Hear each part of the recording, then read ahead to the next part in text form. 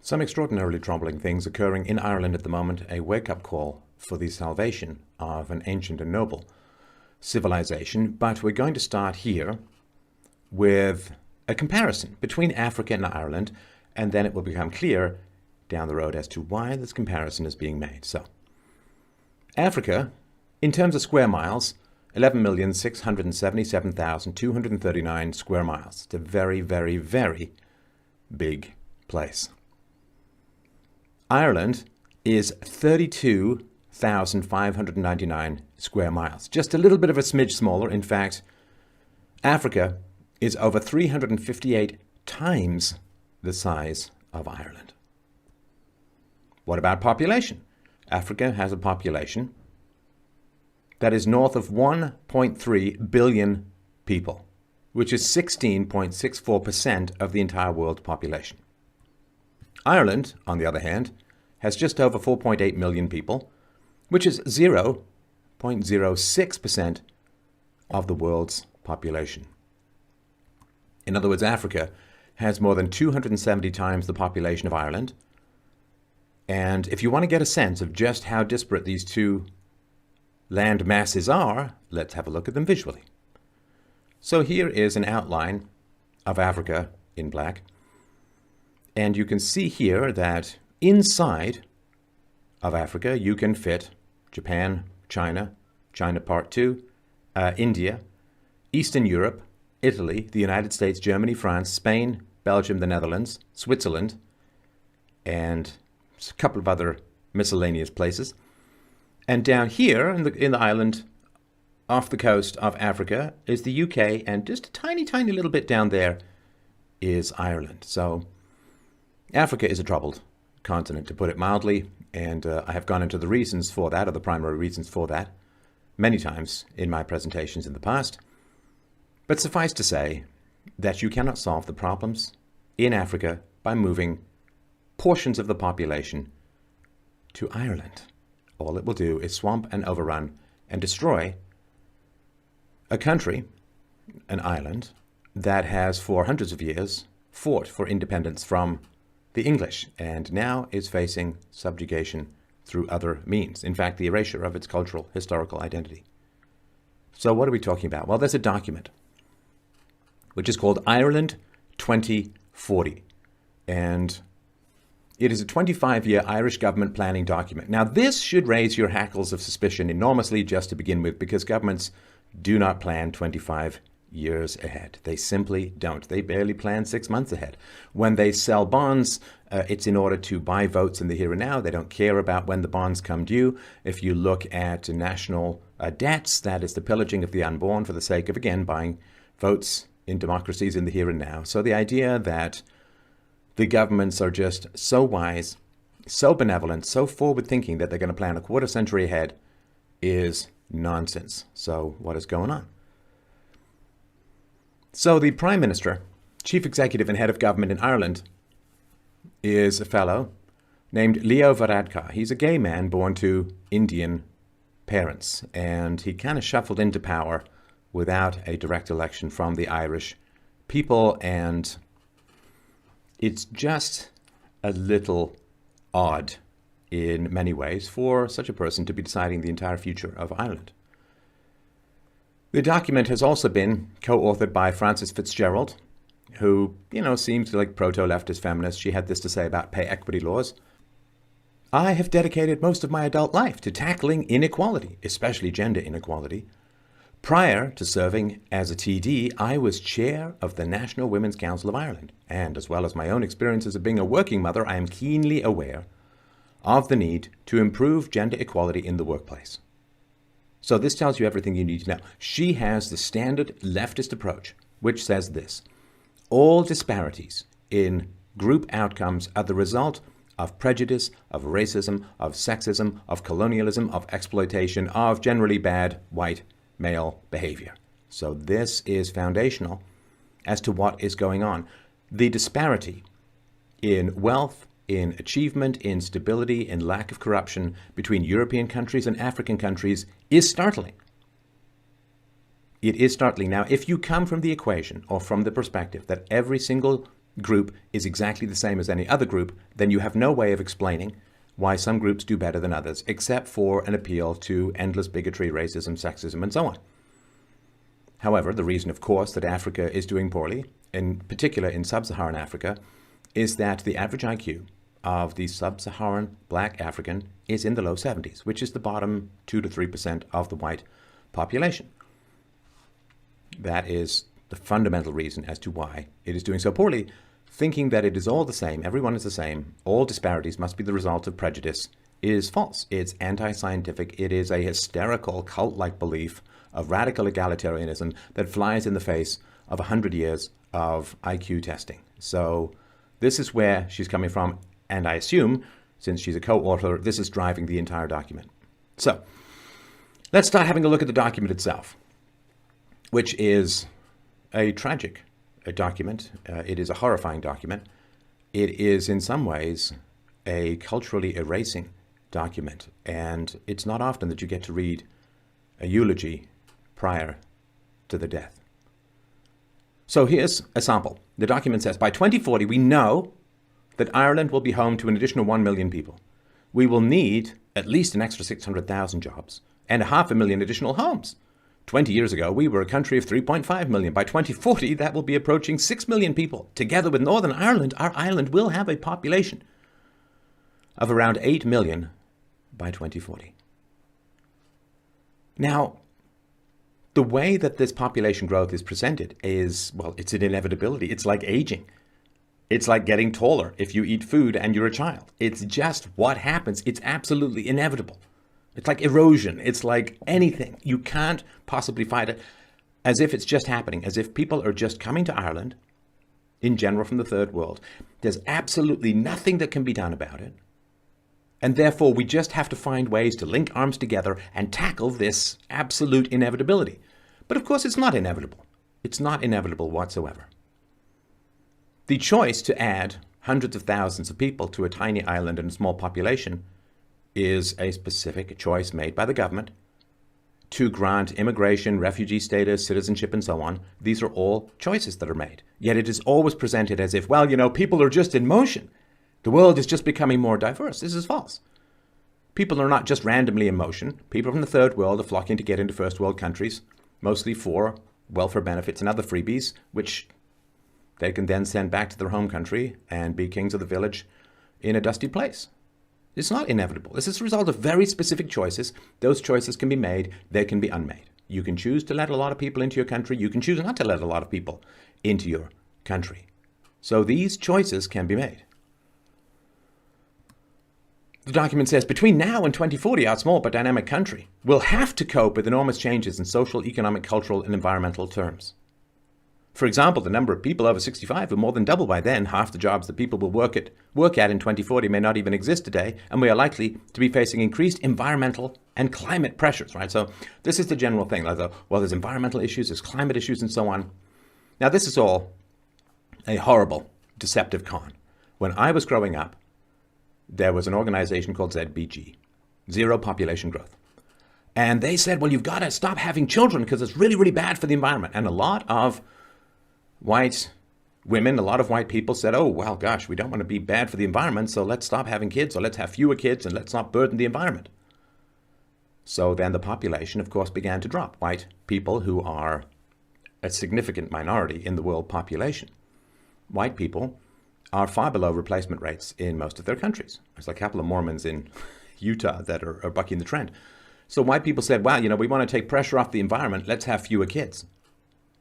But nobody said, well, if you have fewer kids, we're going to import the third world into your country.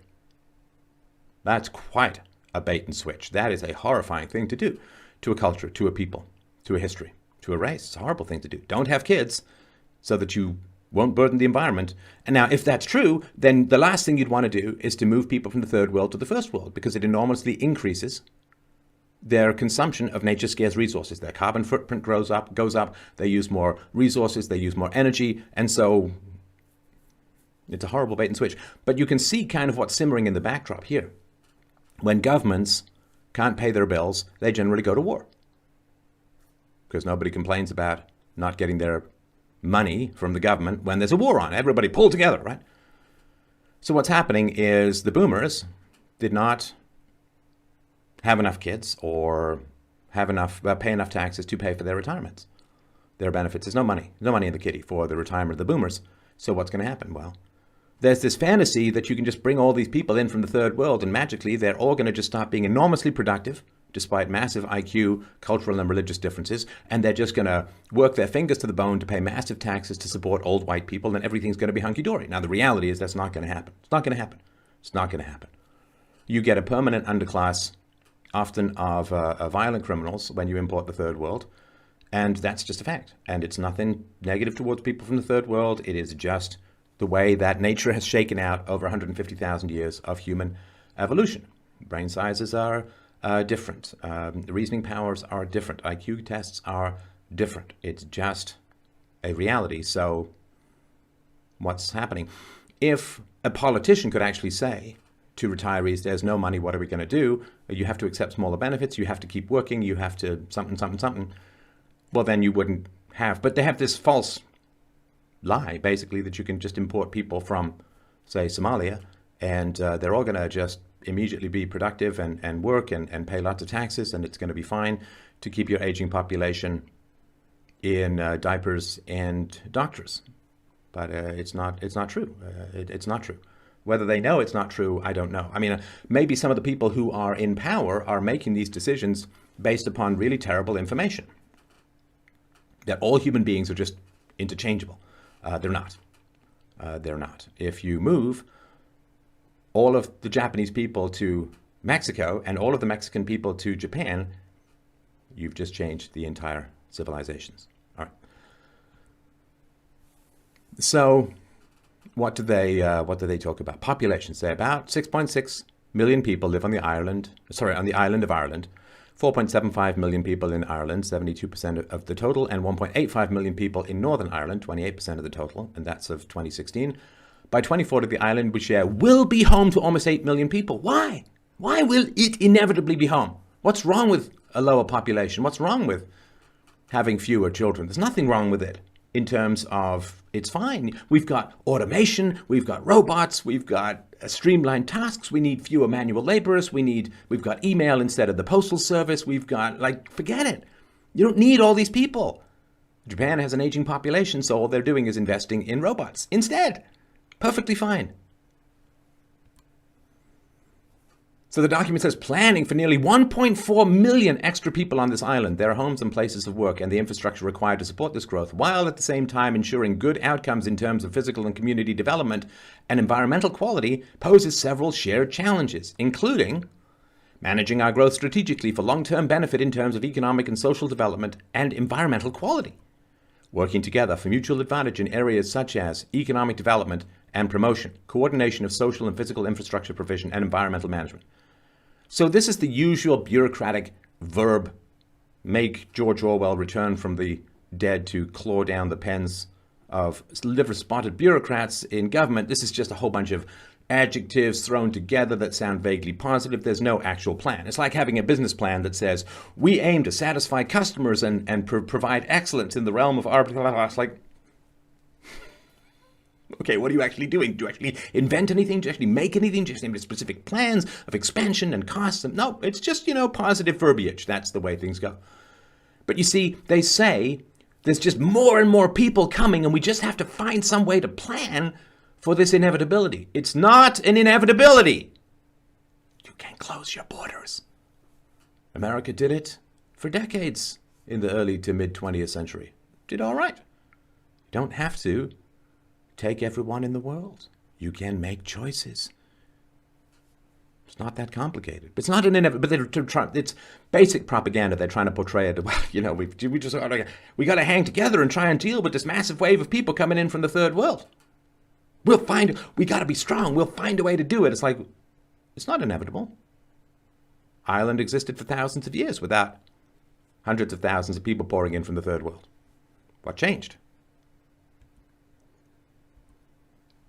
Document goes on to say the national planning framework is the government's plan to cater for the extra 1 million people that would be living in Ireland, the additional 2/3 people working in Ireland, and the 500,000 extra homes needed in Ireland by 2040.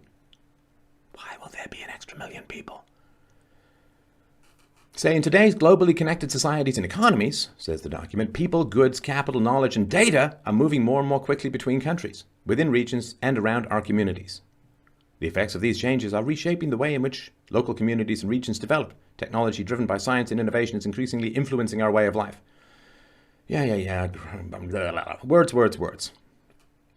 Now, people are not moving more quickly between countries, unless you know of a hidden pipeline of people from Ireland who are desperately moving to Somalia with the aid of international human smugglers. It's not. The world is not becoming more diverse. People from non-white countries are desperate to get into white countries. It's all a one-way street. There's virtually no reciprocity whatsoever. Well, I guess that occasionally deluded, propagandized, and lied to leftists go and try and spread a whole load of egalitarian love in places like Morocco and get their heads sawn off and the videos shot and sent to their mothers. Climate change is an issue, says the document, facing the world in the 21st century, and now more than at any time before we are aware of the importance of looking after the physical and natural environment around us and its influence on our long-term health and well-being. Yeah, so if there's a population decline among high energy using people, that's good for the environment. If you then import a bunch of low energy using people into high energy usage situations, we're not just talking about them coming to work. If someone comes from Somalia with almost no carbon footprint, comes to, say, Germany and gets thousands of euros in healthcare and benefits and welfare and free laptops and so on, then a lot of that money is being borrowed. Right? Now, if a lot of that money is being borrowed, it means that you're pillaging natural resources in the here and now with debt, which is really terrible. Like, national debts are incredibly bad for the environment because it squanders a huge amount of natural resources inefficiently now, that some of which are not renewable. So, of course, if people were into environmentalism, really into environmentalism, they would get rid of central banking. They would stop the government from being allowed to issue debts and bonds and notes and so on. But environmentalists are just useful idiots for leftists. When economic output and stability are measured, says the document, Ireland is firmly within the top 10 countries in the world, scoring highly in terms of gross domestic product, or GDP per capita, human development, democracy, and foreign direct investment. Right. So it ain't broke. Why are you trying to fix it? Why are you trying to change it? It's working. It's working well. Why? Because it's a largely white population. The whites have an average IQ of about 100 and a long history with small government and free markets. So can't just replace all of those people without changing the entire country. Document says it is important that we maintain and improve this positioning, whilst also recognizing that the pattern of Ireland's comparison ranking in areas such as quality of life and environmental performance is not quite as high, placing us just within the top 20 countries in the world. Dublin is ranked outside the top 30 cities in the world for livability. Yeah, see, one of the reasons for that is because you have a lot of third world crime in Dublin. Document says, it is clear that our population will increase, but will become older and also more diverse, and will be dependent on a proportionately smaller number of people of working age. A growing and changing society will have different needs. And again, it's clear that our population will increase, like there's just nothing you can do about it. It's going to happen. It's like the tides. What can you do? You got to just deal with the tides. It's like all choices, all specific choices. And they say here, older, more diverse. Why will it become more diverse? And more diverse, you understand, always means fewer white people. That's all it means. All it ever means is fewer white people. A proportionately smaller number of people of working age. Now, I mean, that's a big challenge. It's a big challenge. It's the result of huge government programs. And it's also the result of existing diversity, where particular ethnic groups, on average, get subsidized by whites and, in general, white males, basically the only productive taxpayers in Western societies.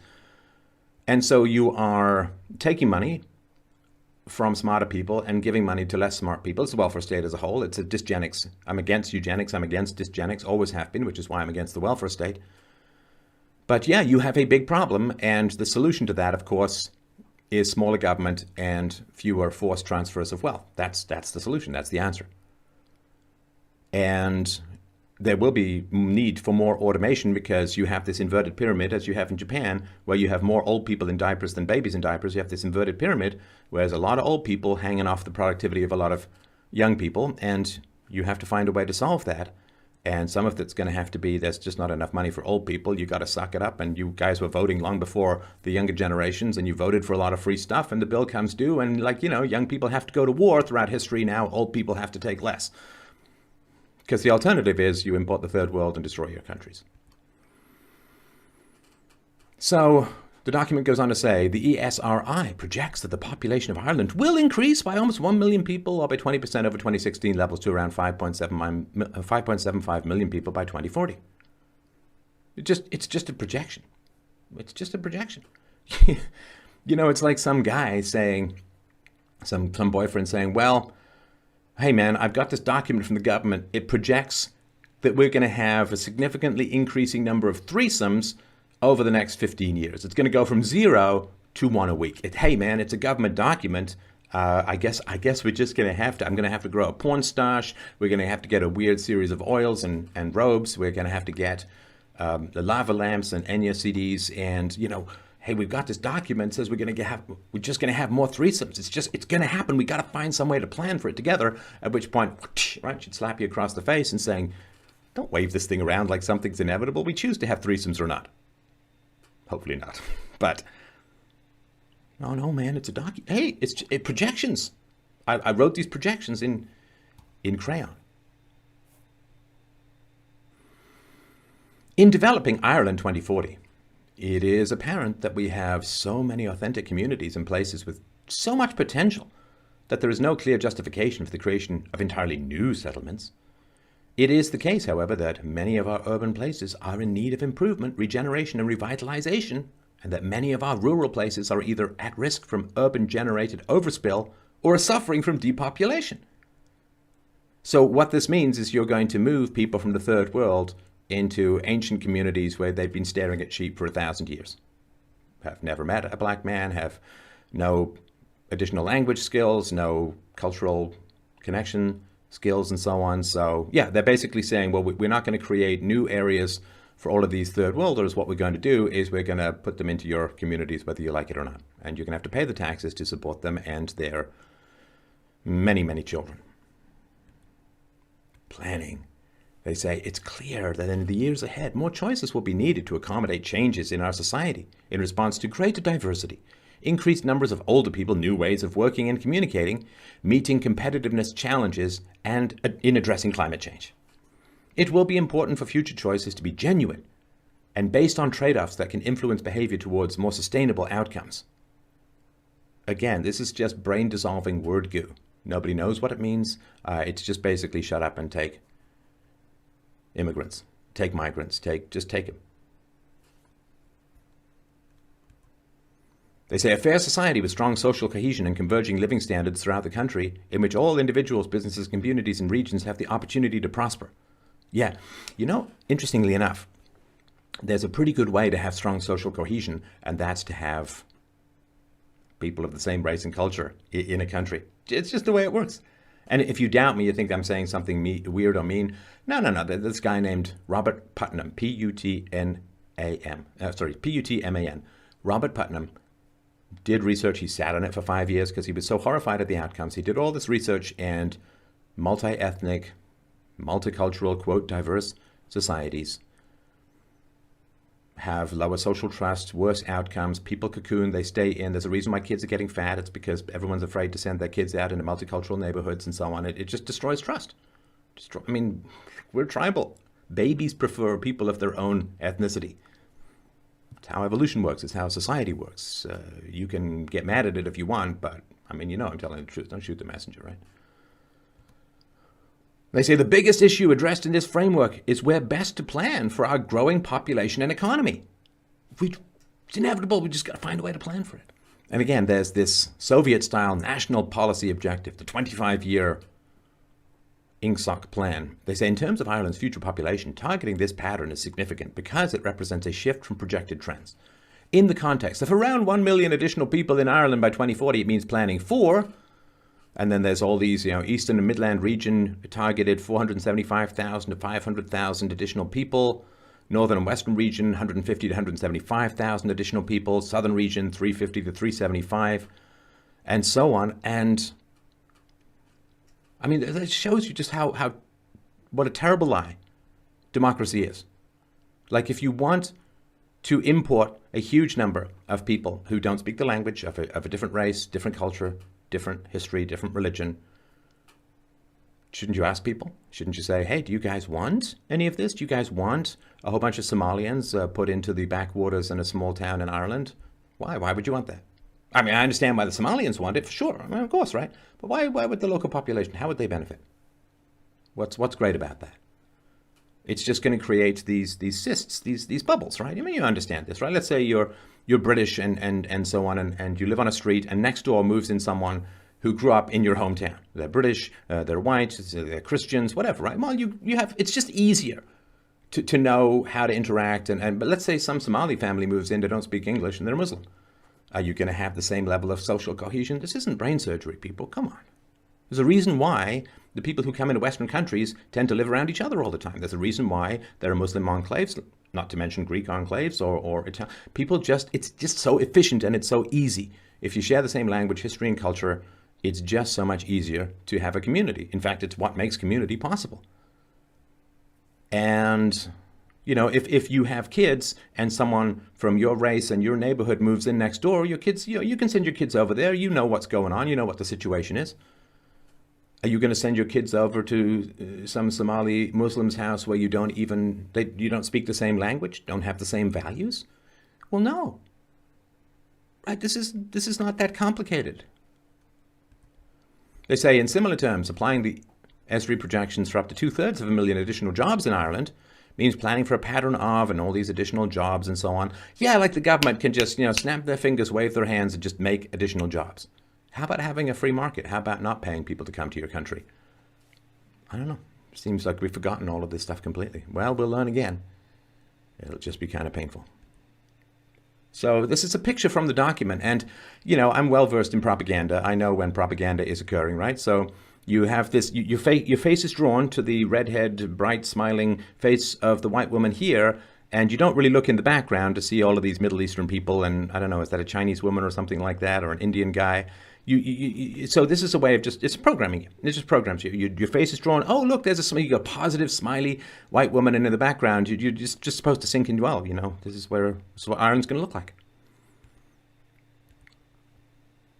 So, if you want to have an honest discussion about this stuff, based upon the experience of other countries, the welfare costs for third world immigrants can be projected. Now, just to be clear, not all of this population growth is going to come from third world immigration. Some of it's going to come from, white people in Ireland having kids. But, where there is third world immigration, you can look at the welfare costs. It's pretty easy, right? So like 3/4 of immigrants into America are on welfare, and I think it's about half of them. It just goes on decade after decade, right? So you can figure out how much the welfare costs are going to be for third world immigrants based upon the experiences of other countries. If you look at, say, the people who came in from the Middle East to Germany, I mean, how many of them are working productively? How many of them have learned German? How many of them are not taking welfare or social services? It's easy to figure out. So you can easily project what these costs are going to be. You can do the same based upon the experience of other countries. You can do the same for crime, for congestion. Healthcare consumption is huge. So if you have a culture that comes in that is very pro cousin marriage, you're going to have massive amounts of healthcare costs because of genetic defects and like low IQ, and like cousin marriage shaves 10 plus IQ points off the population as a whole. So, I mean, you can look this up. In the Pakistani community in England is disproportionately using the healthcare system and crowding out other people. So what are the costs of having a lot of extra languages in the healthcare system or the educational system or at work or you name it, right? So you can easily find out this information and present it and say, based upon the experiences of other countries, based upon historical experiences of people from these regions in Ireland, we can tell you that it's going to cost this, you're going to have to pay this more in taxes, you're going to have to wait this much longer to get a doctor, your child's education is going to be degraded by this percentage because resources are put into other things and so on, right? Why not talk about these massive extra costs? Right, so this has nothing to do with economic efficiency. This is nothing to do. This is cultural erasure of the first order. Now this, I found this quite astonishing, just for notes, right? People with disabilities, there were approximately 650,000 people with a disability in Ireland in 2016. 13.5% of the population. That's a lot. I'm just pointing it out. Some of it has to do with aging, but I'm just saying that's a lot. So huge amounts of central planning going on in these documents, right? Strategic employment growth at regional and local level should include consideration of current employment, location, density of workers, land take and resource infrastructure dependency, locations for expansion, and you can just read all of this. You can pause it if you want. But this is all just, well, we have to take into account costs and benefits in our business plan. It's like, ooh, you're a business genius. What did that Harvard MBA give you that kind of incredible insight? It's like they're just a bunch of words, bunch of positive adjectives, and we have to balance this with this. It's like, do you have any actual plans? No. Well, other than bye-bye Ireland. So, planning for diverse rural places. National Policy Objective 14. Boy, if that doesn't give you a 1984 chill thrill down your spine, I don't know what will. Ensure that the targeted population growth of Ireland's small towns and rural areas to 2040 is proportionate at a targeted average rate of 15% in each regional assembly area. To be applied regionally through the regional spatial and economic strategy process and locally through county development plans. Now, it's going to put Africa into Ireland. Again, not all the immigrants are going to be coming from Africa, but targeted population growth, like, who the hell are you people? Who the hell are you narcissistic, vainglorious lunatics who think that you can just play massive chess with a long-standing ancient community? Who are you to say that you can just shuffle people in and out and have these big giant plans, and anyone who disagrees with you is, the people are crazy. No humility. So they want to reverse the National Policy Objective 15, target the reversal of rural decline in the core of small towns and villages through sustainable targeted measures that address vacancy and deliver sustainable reuse and regeneration outcomes. It sounds like they're farmers talking about crops. Sustainable reuse and regeneration outcomes. They're human beings with histories. 18B, because, just having 18A would be crazy. In rural areas under urban influence to facilitate the provision of single housing in the countryside based on the core consideration of demonstrable economic need to live in a rural area and relevant citing criteria for rural housing and statutory guidelines and plans. See, you got to prove your need to live in a rural area. You got to apply to live where you might want to live, you see. Because these masters of the universe know what's best for everyone. And if you disagree, to hell with you. I think literally. Now, of course, a lot of this has to do with propping up boomers, right? So there's a big problem that the modern crony capitalism economies are facing, which is that there's so much of economic value is tied up in the maintenance of real estate values. And we saw, so in America, what they did starting in the 90s, is that they forced banks to lend to unqualified minorities. And by minorities, I'm not talking Japanese and Chinese, right? I'm not talking about Jews. I'm talking about blacks and Hispanics, right? The people at the lower end of the IQ spectrum. And they said, well, blacks and Hispanics, they don't own enough homes. So what we're going to do is we're going to force banks to make loans to people. And so they had to change all their standards. They had to accept what were called liars loans, which is, how much do you make? Just pencil it in and you can't verify it and so on. And then, in general, when the blacks and Hispanics faced, because of variable rate mortgages, they faced increases in their mortgage payments. They couldn't afford them, and you had a housing crash which almost took down the entire world's economy and required $700 billion plus emergency injection of asswipe-created Zimbabwe monopoly money to prop it all up. And so if the value of real estate goes down, then the entire Western pretend economy collapses.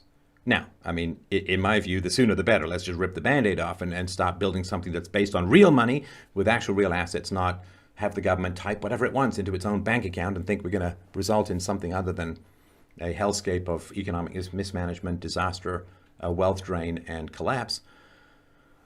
But no politician wants to be at the helm when the ship hits the iceberg, right? So they're just trying to do anything they can to prop up the value of boomer housing. Now, if they, of course, had any idea of economic planning, what they'd say is, well, you know, birth rates are pretty low in Western countries, so what happens when birth rates are low? Well, what happens when birth rates are low is the demand for housing declines enormously, right? And so the housing price goes down, right? So if you have in Italy, you have like one person or so being born for every two people, right? So rough gauge, it means that the demand for housing is going to go down by 50%, which means that the price of houses are going to drop enormously. 25%, 30%, 40%. That's good, right? Because then what happens is people can buy houses cheaper, they have more money to raise kids, and it all kind of balances out. You have more kids, right? But nobody wants to go through that process of housing prices going down, because that's going to expose all of the junk, garbage crap that passes for the economy in the modern West. It's not a free market, hasn't been since 1913, at least in America. So what are they doing? Well, what they're doing is they're bringing in people from the third world. They borrow money to give those people welfare. Those people then need housing, buy housing. That drives up demand for housing, which goes all the way up, right? It drives people out of particular communities. They buy houses further out, further out, further up, right? It's like pushing the bottom of a ladder. The top of the ladder goes up as well. When people have demand for cheap housing, the more expensive housing goes up as well. So they're bringing people in to prop up the boomers' real estate value so that the entire house of cards doesn't come crashing down, or at least it will. I mean, the money's going to run out anyway. The money's going to run out no matter what. The debts are too big. The deficits are too big. So the question is, what kind of demographics do you want around you when the money runs out? Do you want people who are going to shrug and say, well, I guess I'll get a job? Or do you want people who are going to pull out their machetes and go to town? So, 5.4 age-friendly communities. Esri projections indicate that the numbers of people aged over 65 will more than double to almost 1.3 million people by 2040, 23% of the population. This compares to 13.5% in 2016. In addition, it is expected that the population aged over 85 will quadruple. As people get older, they are likely to have increasingly complex healthcare needs with a requirement for services and facilities to support provision of suitable and necessary care, right? I mean, I have some sympathy for the boomers, but not a huge amount, because I've been talking to them for decades about this and they just go la, la, la, la, la. But, yeah, I mean, the government had a great scam, right? They took money from people saying this is for your retirement. They spent it on junk and garbage and vote buying and mansions and crap. And now there's no money for the boomers' retirement. Yeah, sorry. It's what happens when you trust the government, right? They'll just take and take and take. And I don't know what to say other than you should have listened to libertarians. Diverse and inclusive Ireland, right? So this is right. In moving towards a more diverse society over the last half century, Ireland's population is more varied than ever before, comprising a range of ethnicities and nationalities. And yeah, it's you can read all of this if you want, but yeah, this is just inevitability. It's going to become more diverse. People are in motion and so on, right? And it's like this UN migration compact, right? And basically, it's a human right to get access to white men's wallets. That's just the way things are going. So again, we're looking to housing. When combined with the older population, the dependency ratio is projected to increase to 65% by 2040, up from 53% in 2016.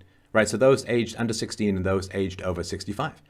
Right, it's a hell of a way to destroy an entire culture, which is to promise massive benefits to the old people while discouraging people from having children. I mean, it's a slow fuse, but it is a huge explosion at the end. National Policy Objective 33, target the delivery of 550,000 additional households up to 2040 in accordance with the policy objectives, right? So how are you going to save the environment and build 550,000 new homes? How are you going to deal with climate change and build 550,000 new homes? That's wood that needs to be cut down. That's concrete that needs to be poured. That's stuff that needs to be electricity and sewage and you name it. Glass and right, all of nature's scarce resources. Well, you can't, right? You can't do both. So, again, It's all about keeping housing values up, at least in the short run. Ireland's future homes will. Now, here's the thing, right? Can't you just let people build where they want to build based upon the... No, you can't do that. You got to build your homes in places which can support sustainable development. Places which support growth, innovation, and the efficient provision of infrastructure, are accessible to a range of local services and can encourage the use of public transport, walking and cycling, and help tackle climate change. Future homes will be delivered in our cities and larger towns and still be located in our villages, towns, and open countrysides, but at the appropriate scale that does not detract from the capacity of our larger towns and cities to deliver homes more sustainably. See, no freedom anymore. You'll build where we tell you to build. You'll not build where we tell you not to build. Because there's a plan. National Policy Objective 35, implement measures to reduce vacancy and to progressively target the reduction of the national housing vacancy rate to 5%, currently 9.15%. Right, and that's the result, right? I mean, Ireland just legalized abortion and so on, and you've got the boomers, you've got the millennials, you Gen X millennials and so on. Housing demand is going to go down, so we've got to stuff it full of third worlders on welfare just to prop up the values. Now, household size continues to decline. 7 out of 10 households in the state consist of 3 people or less. In Dublin City, 1, 2, and 3 person households comprise 80% of all households.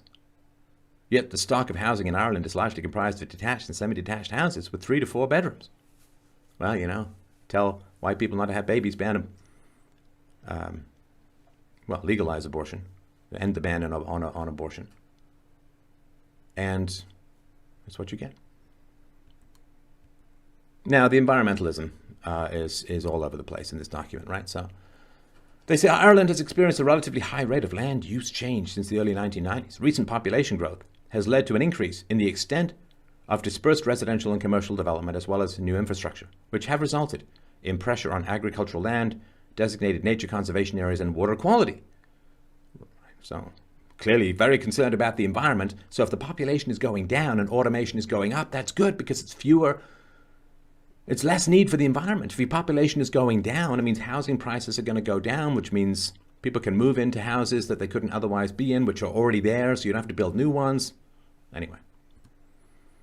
They're saying catering for an additional 1 million people and a move towards alternative energy sources, increased demand for land is likely to include suitable locations for bioenergy supply, food production, forestry, and other land services, alongside the need to build more houses, schools, and other facilities. Why do you need to build? Because you're importing huge numbers of people from overseas. Why do you need to build more? You've got a vacancy rate close to 10%. Why do you need to build more? How does this square with trying to save the environment? Competition for land resources needs careful management, and the nature and rate of land use change indicates where future environmental pressures are likely to arise. All these geniuses, they know exactly where people should live and how and why.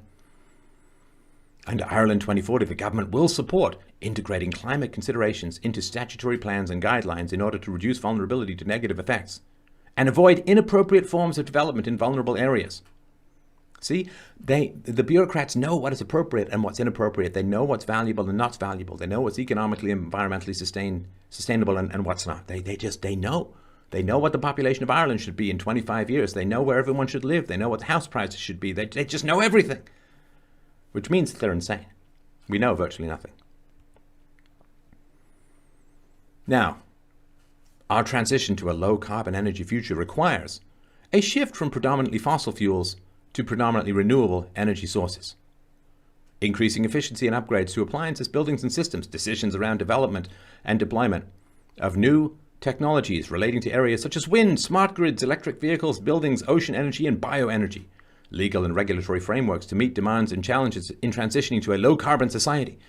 But you see, you're already transitioning to a low-carbon society, Ireland, by having fewer children. Already dealing with climate change by having fewer children. Well, environmental groups are well paid to not talk about immigration. But it's all, magical thinking. There's all this ocean energy, this bioenergy, just lying around. No capitalist seems to want to invest their money into it because you can't find a way to make any money. But, it's just lying around. Now, if any of this has seemed confusing to you, and look, I understand. I mean, I spent a lot of time going over this document. If any of this stuff seems confusing to you, Don't worry. They have a wheel of clarity. Let's have a look. See? This should solve it for you. Just stare at this until it makes sense, because it's a wheel of clarity. It's not a tunnel into the vainglorious narcissistic madness of bureaucraties. It's a tunnel into clear clarity. And this is just one particular aspect of this. So you can look through the document, and please, heaven above, do look through this document. This is deadly stuff, literally deadly stuff to your entire history and way of life. But let's go into some more details, and then we'll end with the conclusion. So, 500,000. This is the number of migrants that Taoiseach Simon Coveney, Deputy Prime Minister, projects that Ireland will accept over the next 20 years, which contributes to the population increase of 1 million by 2040. The remaining 500,000 will be made up of their children subsequently born in Ireland and Ireland's existing birth rate, which, now that abortion is legalized, will go down considerably, of course. And as people pour into the country from the third world, what's going to happen is they're going to need a lot of resources, healthcare, taxes. They're going to tax the white population and give money to. So, yeah, it's going to be population replacement, plain and simple. If you let it happen, it's up to you. Now, how did this number come about? Has this been part of a vigorous and open public debate? No. Coveney revealed this figure at a community meeting he held at a Dublin bar and grill in November 2018 while answering a surprise question on the Global Compact on Migration from a member of the public in a Q&A session. He was unaware he was being recorded. The media have not published this figure. God forbid, you actually let people decide who lives in their communities. Minister of Health Simon Harris described the Ireland 2040 project as a major plan which was going to shape the development of Ireland for the next number of years, backed up by millions and millions and billions of euros in capital investment, which is, of course, our momentary reminder, which we need, apparently a lot. Government has no money. It borrows, it prints, it takes through force. The countries of origin for the projected 500,000 migrants have not been stated by the government.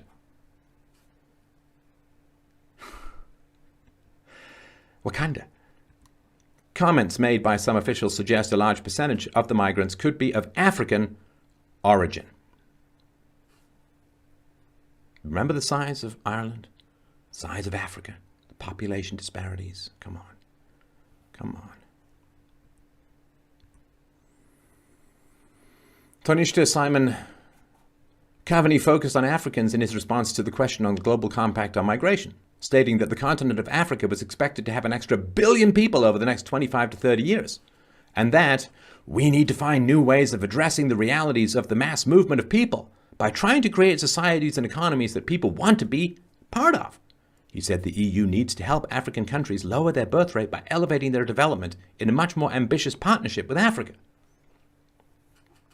Yeah, if you don't have fewer children environmental impact pamphlets in Arabic and Zulu, and then you're just a racist who's just trying to get white people to have fewer kids, right? Continent of Africa was expected to have an extra 1 billion people. Why?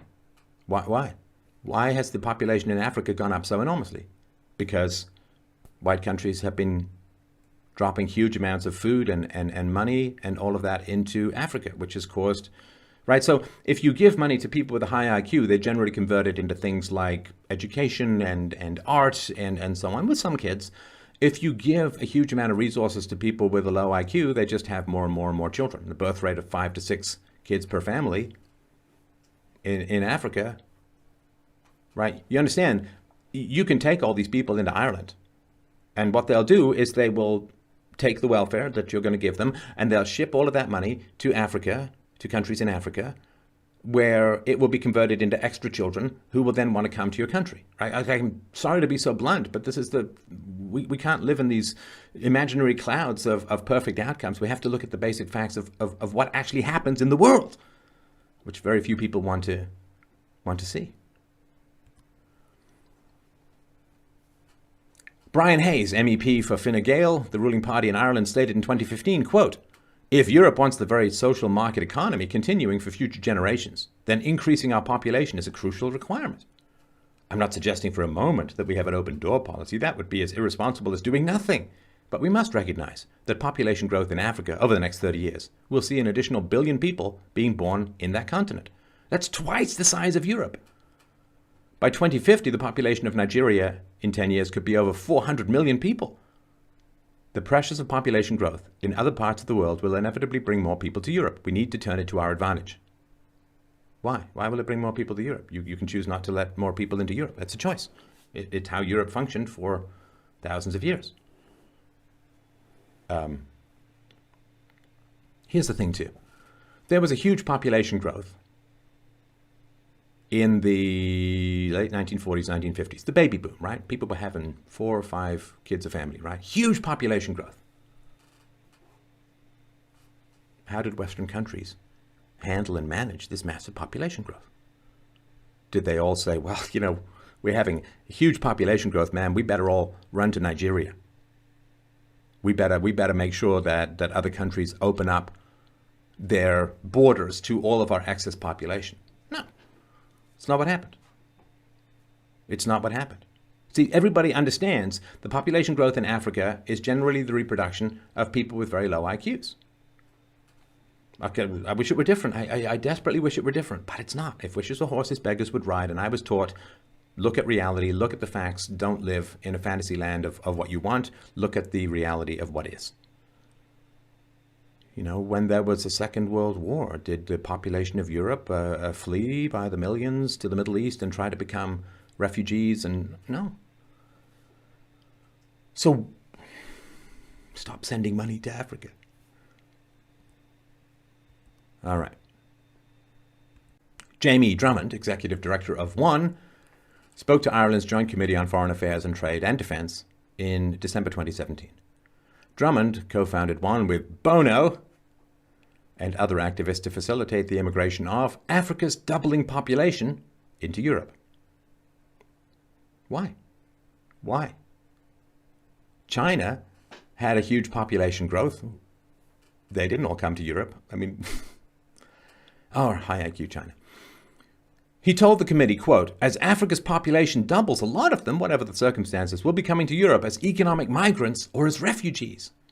They will be coming, many of them, and that is a good thing if they come into a place with an open mind and those economies are doing well, because we will be senile. We will be senescent demographically. We'll need their youthful energy to do stuff.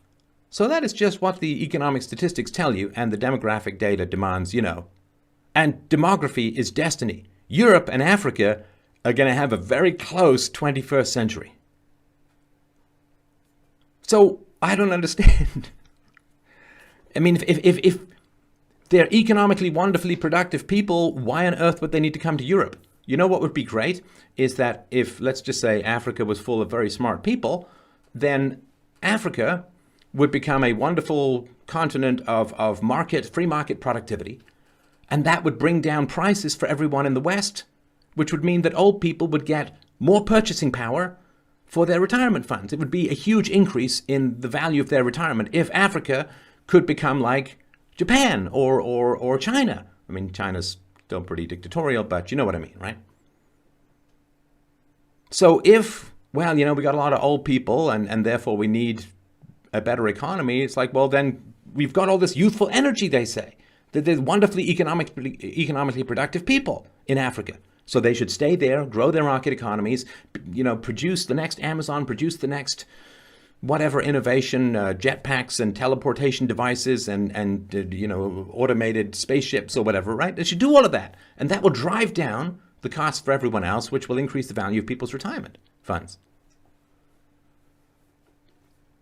If they're so competent, why can't they keep their youthful energy in their own countries? Well, because everyone knows that more Africans is not going to be more value to the world economy. As a whole, it's sub-Saharan Africa in particular, IQ in the low 70s, it's still a bell curve, still some smart Africans out there for sure, but proportional to the general population. You understand that 70 is the cutoff, or at least used to be, for mental retardation, which means that on average, close to half the population of blacks in sub-Saharan Africa are in the category of mentally retarded. And, again, I wish it were different. God, do I wish it were different. But it's not. It's not. Nobody knows how to change it. Oh, even if it was 100% environmental, nobody knows how to change it.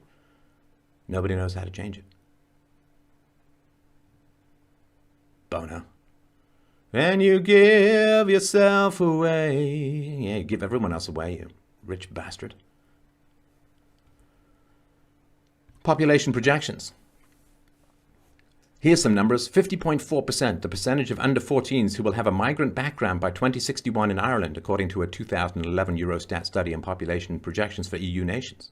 Across all ages, the percentage was 45.1%. This was 7 years before the Ireland 2040 project was announced. 2061, not that far away. Not that far away.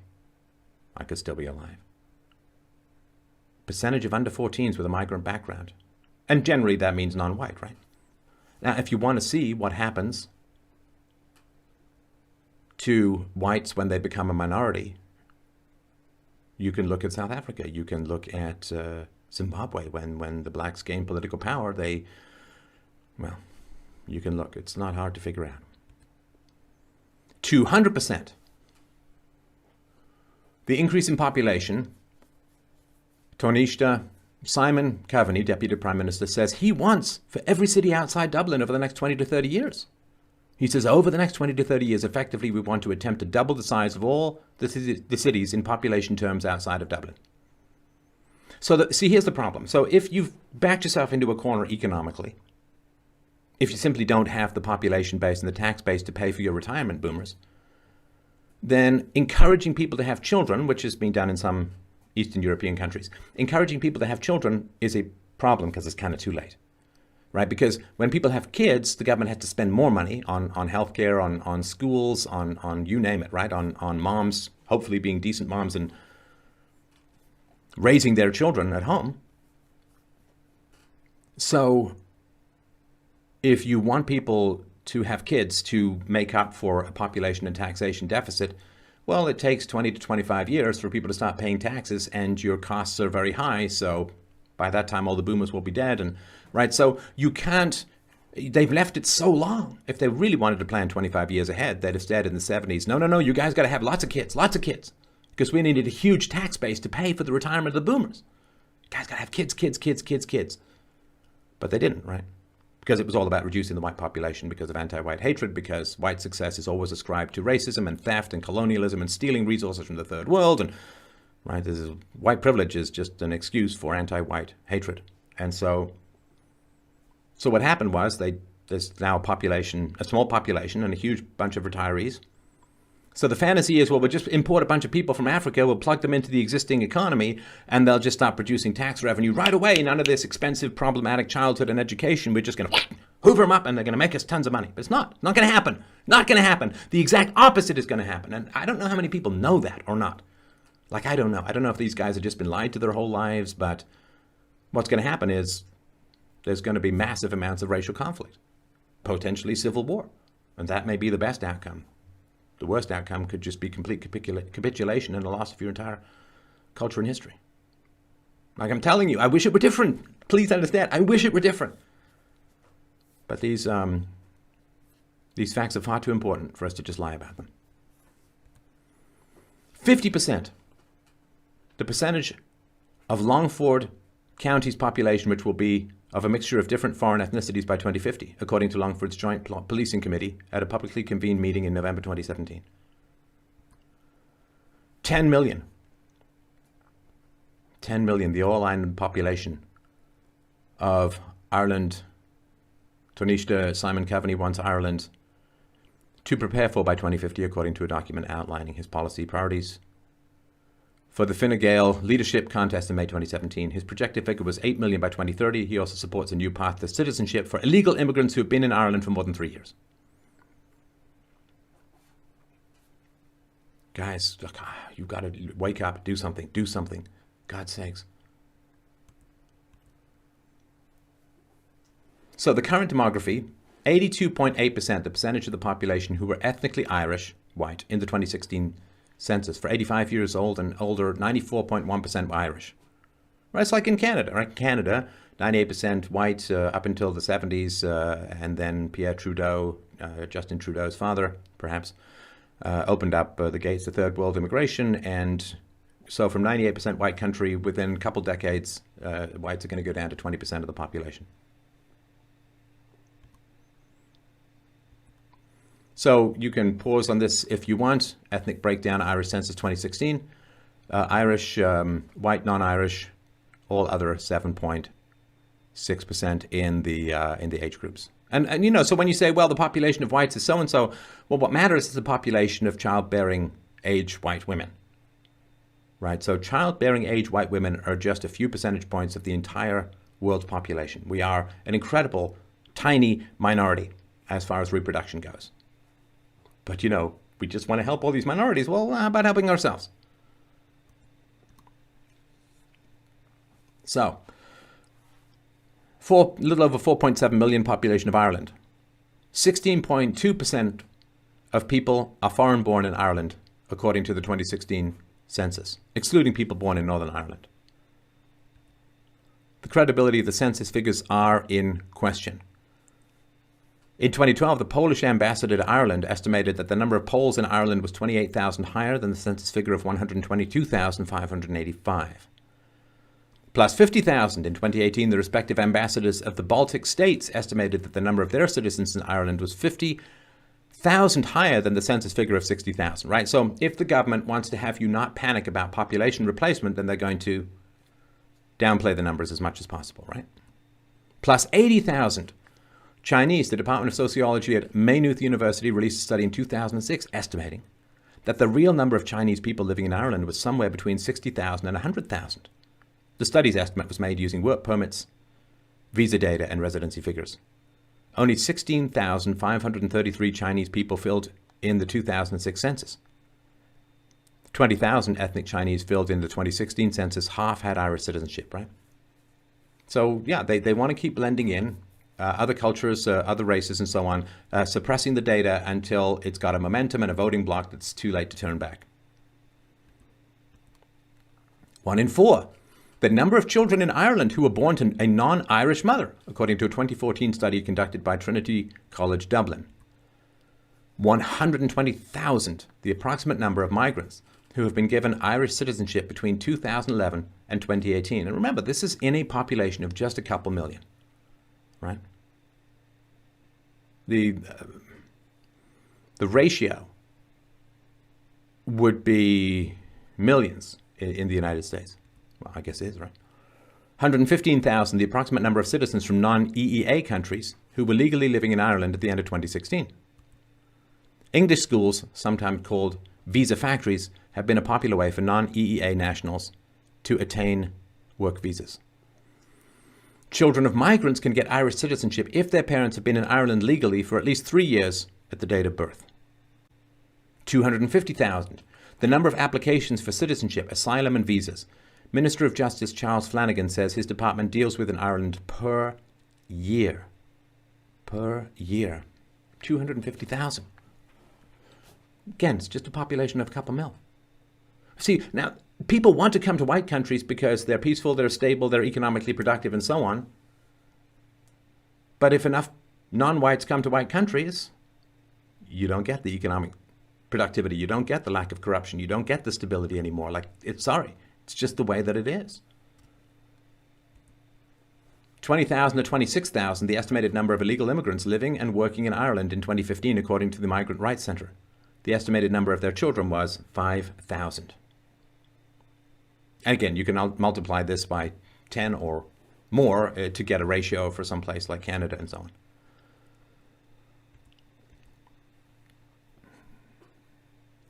on.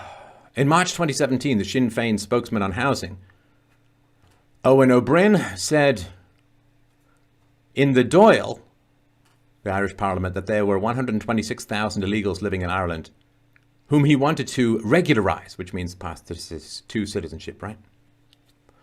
20,000, the number of minors with deportation orders who have been granted Irish citizenship over the last 5 years, according to Minister of Justice Charlie Flanagan. Less than 1% of deportation orders against minors were enforced. Less than 1%. Can you imagine? The taxes that are ripped from your wallet by force to pay for all of this social engineering. Imagine if only 1%, less than 1% of tax liens were enforced. Right? See, that's different. They want to enforce the collection of taxes. They don't want to enforce deportation orders. And this is because the left has lost legitimacy, so they need to replace the voters because they can't win the argument. And people from the third world vote. Like, if you want smaller government, the people from the third world are your direct political enemies, on average. It's just, again, wish it were different. It's not the way things are. 62,032, the number of Muslims in Ireland according to the 2016 census. 1.3% of the population, just over half, had Irish citizenship. Is that accurate? Who knows? 5,790, the estimated number of females living in Ireland who have experienced female genital mutilation, while 2,639 girls are estimated to be at risk of being subjected to it. How many have been prosecuted? Second highest, Ireland's ranking in a list of countries ranked by number of ISIS fighters per overall Muslim population in a University of Jerusalem study. Second highest out of all the countries. Over 779,000 passports were issued in 2017, according to the Department of Foreign Affairs annual report. Guys, what are you doing? What are you doing? You got to wake up to this stuff. You got to get some people in who are going to get control over this stuff. You know, do what the French do. You know, be activists. 70%, the percentage of people in Adamstown who were born to non-Irish parents, according to an RTE report in February 2018. 90%, the percentage of students with a migrant background in one North inner city Dublin school. 22%, the percentage of students in one West Dublin school who did not use English or Irish as a first language. Don't worry, cultural cohesion is just around the corner. 14.1%, the percentage of under 18s in Ireland who do not speak Irish or English at home, according to the 2016 census.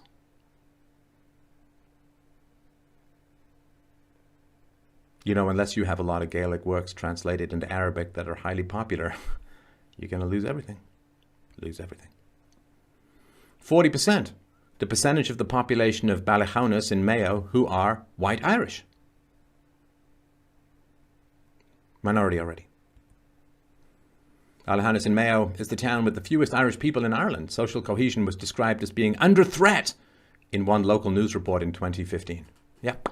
The centre cannot hold, things fall apart. 26.4%, the percentage of child protection cases who were immigrant parent families in 2015. Oh yeah, third worlders treat their children unbelievably terribly as a whole. A report into identity fraud obtained by the Irish Times in 2006 under the Freedom of Information Act found there was an organised network which involved huge trade in genuine documents such as P45s, tax credit certs, and social services cards in order to obtain PPS numbers. 1,900. The number of applications made in 2010 by non-EU nationals for residence based on marriage to an EU national in Ireland under EU treaty rights. The numbers involved were almost equal to Ireland's asylum application numbers that year. The largest non-EU nationality group making such applications were from Pakistan, which accounted for nearly 20% of all EU TR applications. 2/3 of these Pakistani applications involved an EU partner from the Baltic states. More than 50%. The percentage of all marriages in Ireland between men from outside the EU and non-Irish EU women in 2011 who were believed by the Irish police to have been shams. Right, sham citizenship grabbing marriages. More than 50%.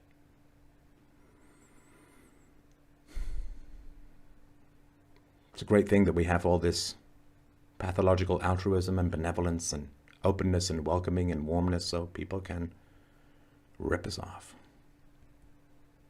The men in these sham marriages were typically from India, Pakistan, and Bangladesh.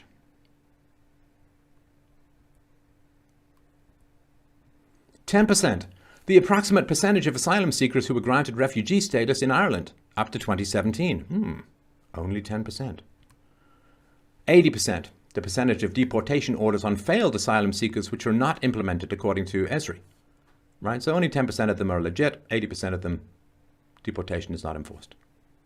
So then just come, get welfare. In January 2018, the Irish Independent reported on an alleged undeclared scheme being operated by the immigration authorities, allowing failed asylum seekers without a criminal record and who had been in Ireland for 5 years or more to stay. Legal professionals working on asylum cases referred to this scheme as the scheme that doesn't exist. The 5 leading countries of origin for asylum applications in 2017 were Georgia, Albania, Pakistan, Nigeria, and Zimbabwe, which are not acknowledged conflict zones with high grant rates. Right. If you're a Muslim in a Muslim country, are you fleeing persecution? Civil war doesn't count for being an asylum seeker, war zones as a whole. You just make up these rules and ignore these rules. That's the way it works, right? 75%, the percentage of asylum seekers who were granted refugee status in Ireland in 2017 at first instance, according to Eurostat. So there was this family reunification scheme for refugees. It used to allow them to bring in their spouses, parents, siblings, cousins, nephews, nieces, grandparents, and all children, including adults.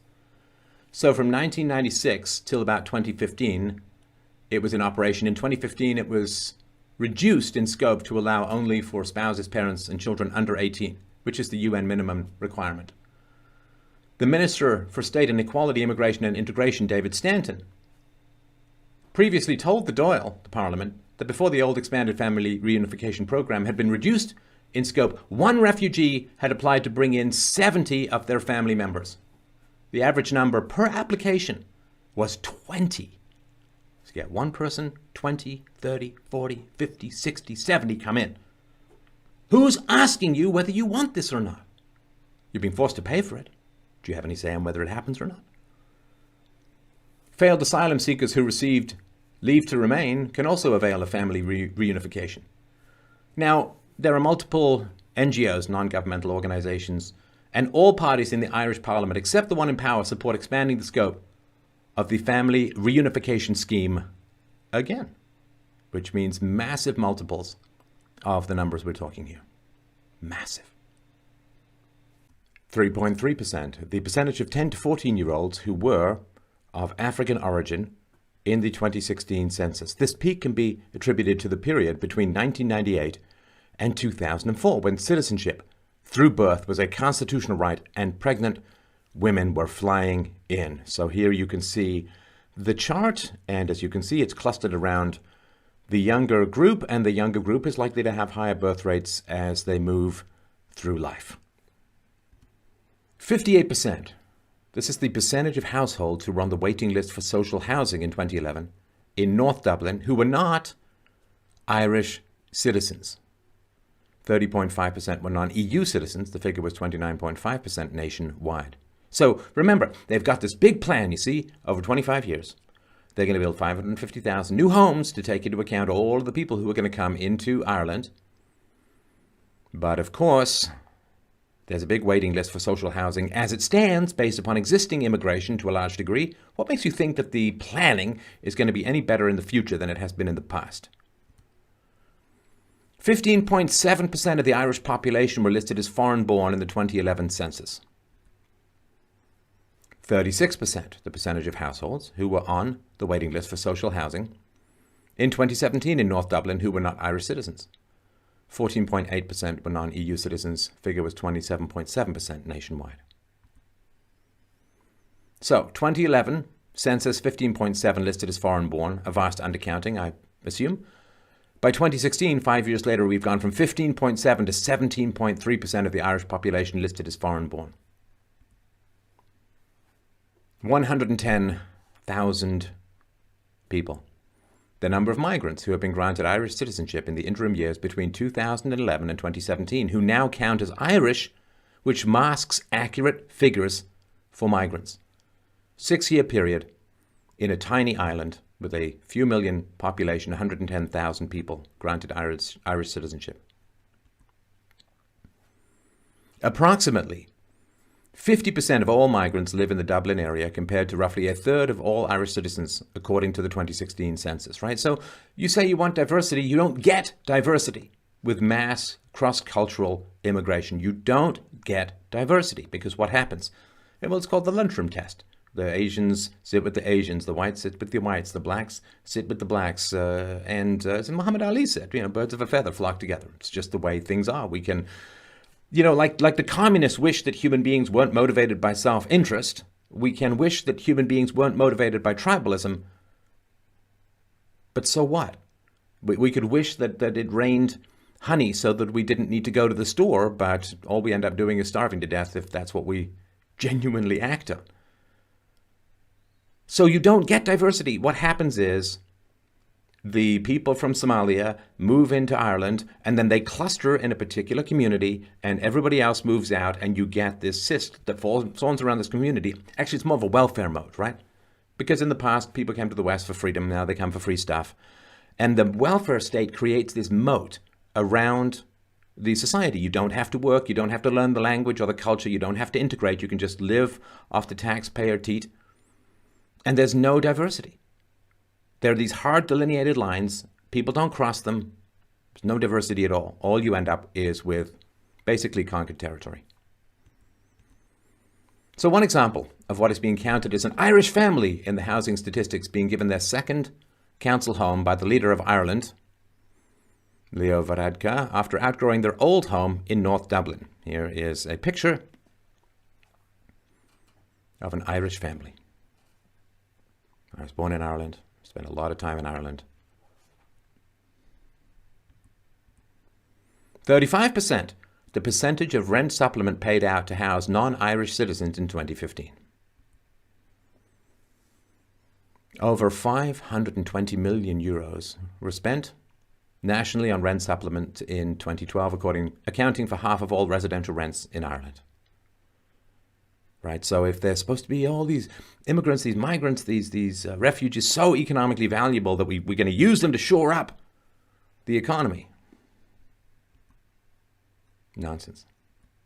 Rent supplement is a means-tested payment for certain people living in private rented accommodations who cannot provide for the cost of their accommodations from their own resources. 69.8% of non-Irish citizens were in the private rental sector in 2015, compared to 11.8% for Irish citizens. 1 in 5. The number of TDs, representatives in the Irish Parliament, who are landlords or who invest in property. Ooh, isn't that interesting?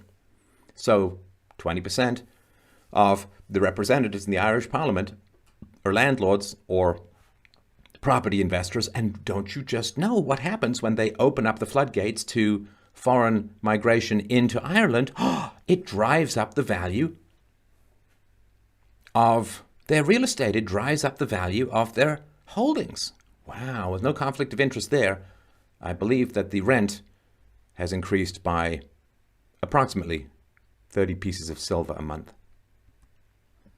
40 million euros, the annual rent paid to Ireland's largest landlord, who is Canadian. Iris REIT launched in 2014 and has built up a portfolio of 2,288 apartments across Dublin. It's a great market, remarked David Ehrlich, the CEO of Iris REIT. We've never seen rental increases like this in any jurisdiction that we're aware of. I truly feel badly for the Irish people, he says, of climbing rents. But answerable to Iris REIT's investors, he says he's not going to put the brakes on just yet. The love of money is the root of evil. 1/3. The percentage of families being put up in hotels in emergency accommodation by the Irish government, despite having no right to social housing because they are mostly not EU citizens, according to the housing minister. And this is the terrible, terrifying, horrifying thing that happen when if someone is non-white, particularly if they're black or Indian or so on, if they're not white and you attempt to enforce the law, then the media and special interest groups and racial advocacy groups scream racism at you until your life is destroyed. And you end up not with multiculturalism, which is everyone thinks, oh, well, you just get different restaurants and so on. No, you end up with multilegalism. Now, multilegalism is a very, very different situation. Multilegalism is when the laws can no longer be consistently applied because of racial tensions. I mean, you can see this with the Middle Easterners and to some degree the Muslims, although it's not a race, in England, where laws just aren't enforced. Because if you enforce, like if you have a group that is disproportionately committing crime and you apply the law equally, then everyone says, oh, there's too many of this group in the crime statistics. It's got to be racism. You've got to cut back on arresting these people, when they may be committing crimes at a higher rate because of lower IQ issues, because of lack of opportunity issues, because of ideological issues. Do you view people who aren't part of your particular ethnic or religious group as less than you? Do you say, oh, well, we can prey on them and it doesn't really matter?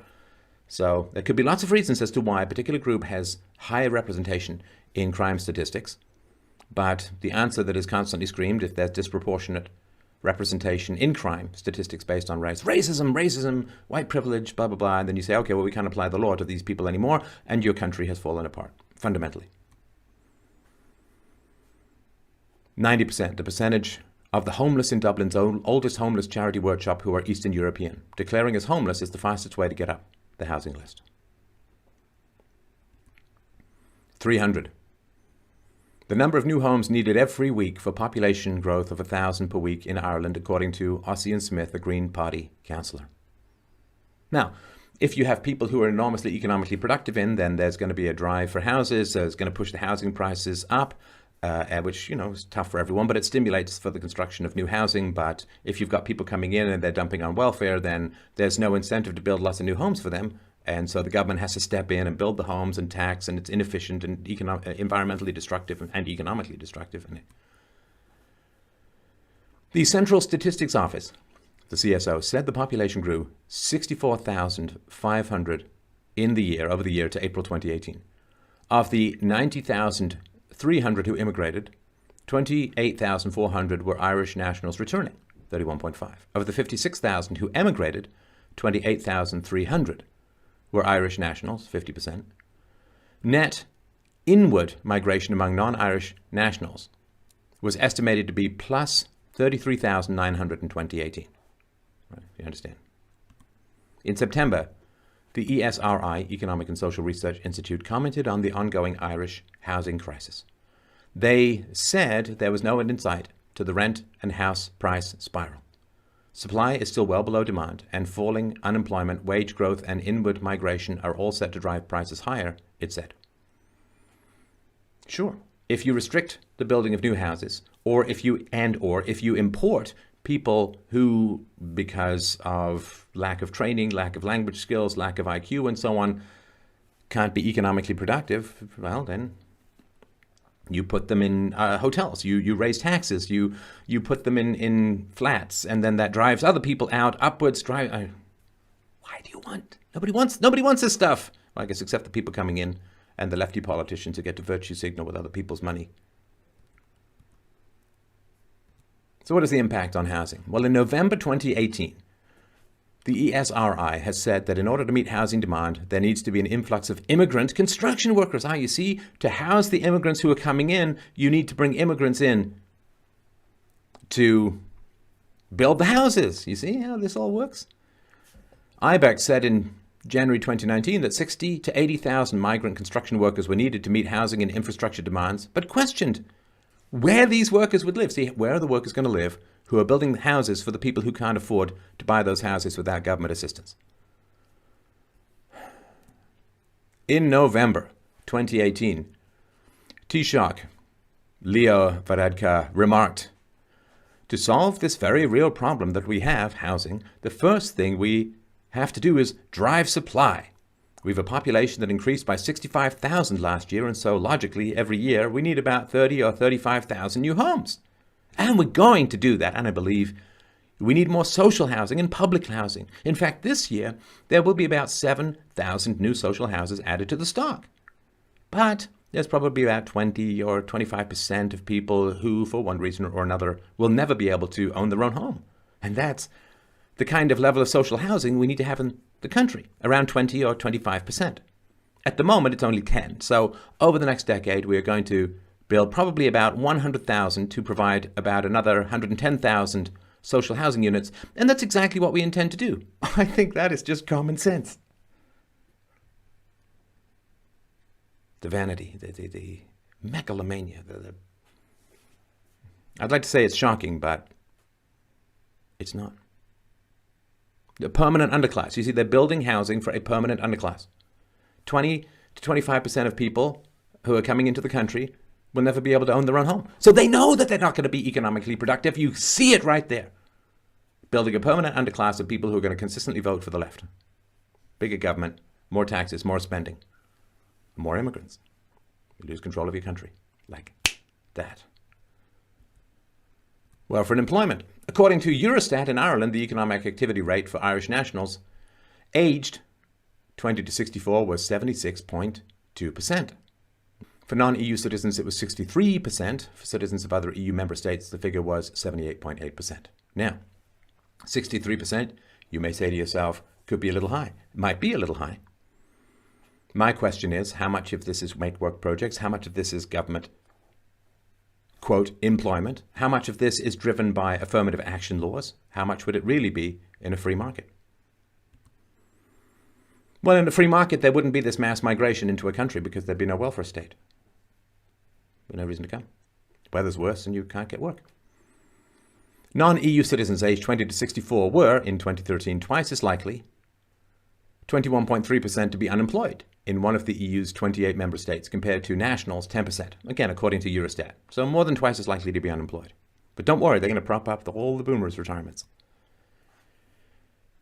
107,767. The number of foreign nationals who were given a PPS number in 2016, allowing them to work in Ireland. 52,000. The number who subsequently registered some form of employment activity that year. Ah, see? Just a little under half. You give them the license to work, and then maybe a little less than half of them will actually end up working. The employment rate for African nationals in the 15 to 64 year age group in Ireland was 45% compared to 66% for all Irish nationals in 2017, according to the ESRI.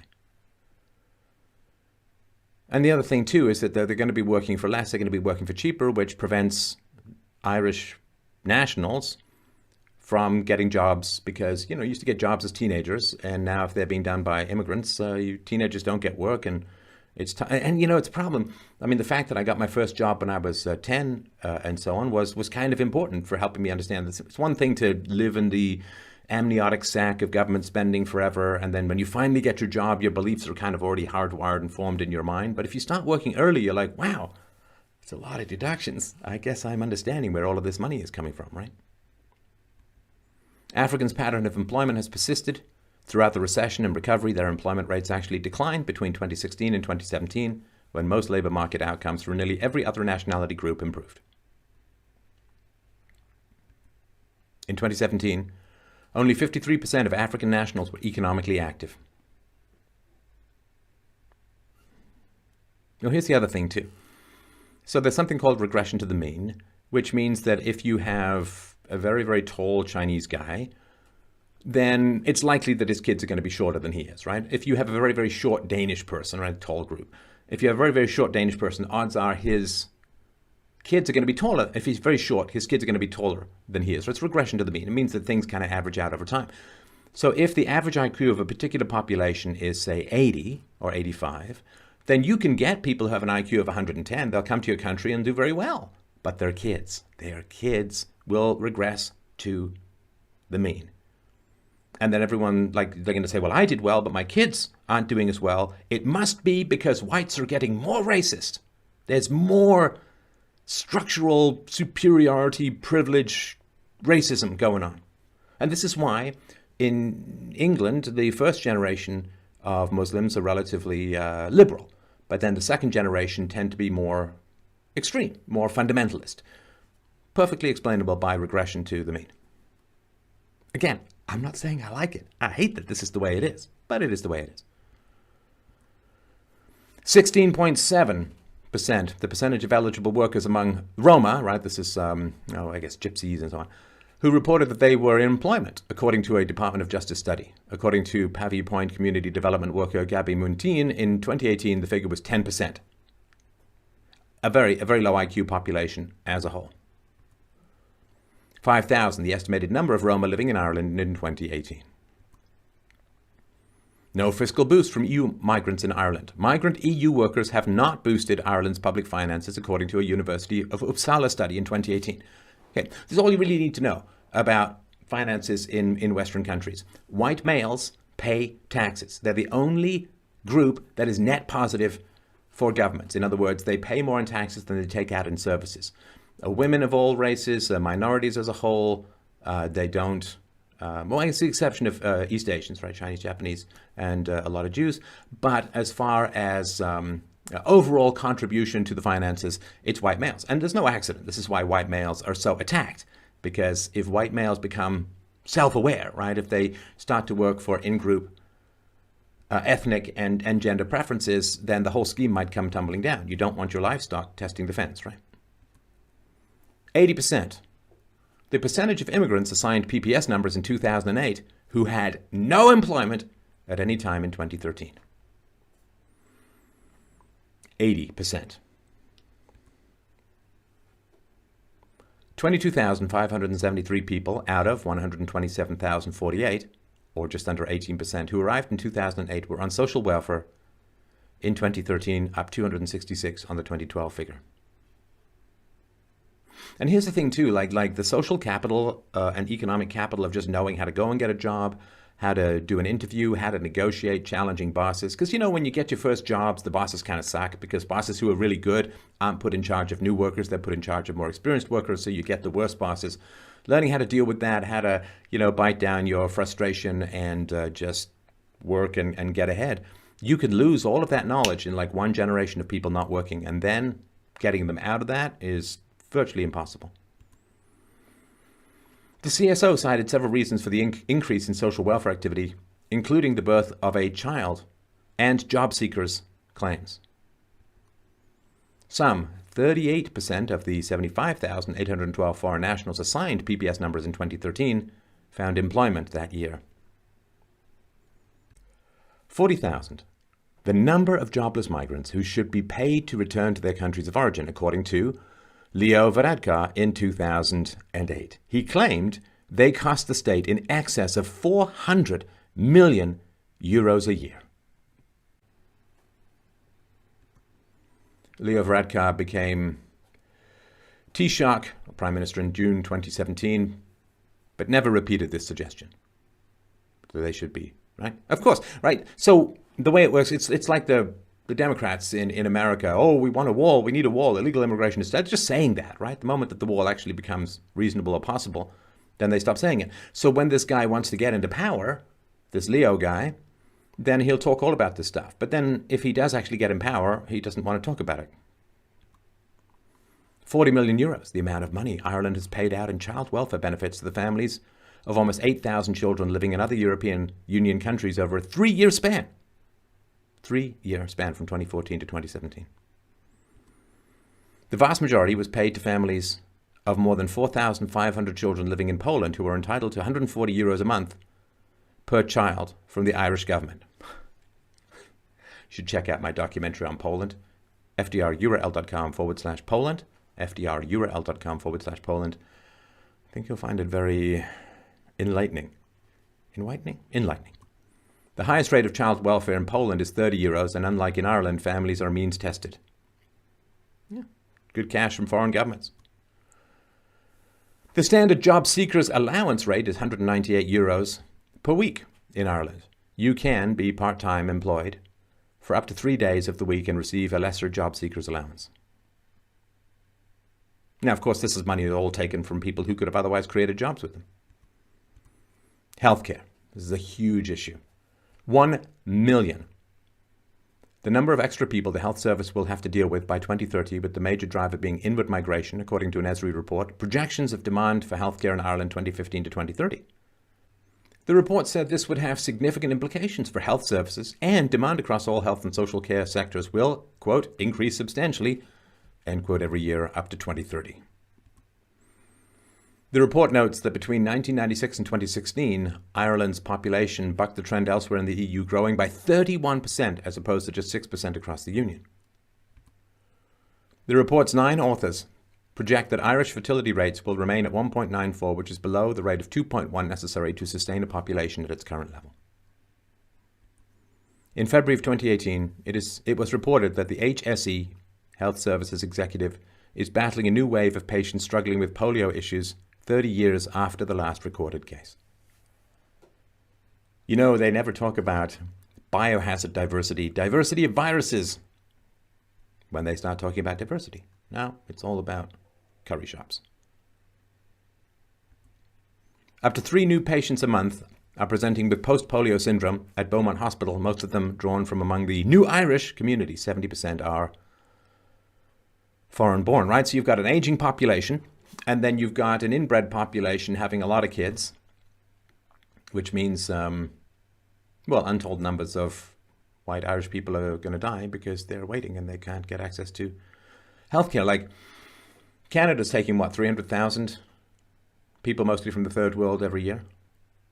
And when I had to go and see a doctor, I was referred to a specialist for something. I was told that a specialist could see me in 11 months. By which time I'm either better or dead, right? A record number of 512 people were diagnosed with HIV in 2016. 61% of the people diagnosed with HIV were born outside Ireland. 25% were born inside Ireland, and 13% did not have info on their country of birth. Sex between men accounted for 51% of transmissions where information was available. Of the 311 cases among known migrants, 36% were born in sub-Saharan Africa, while 33% were born in Latin America.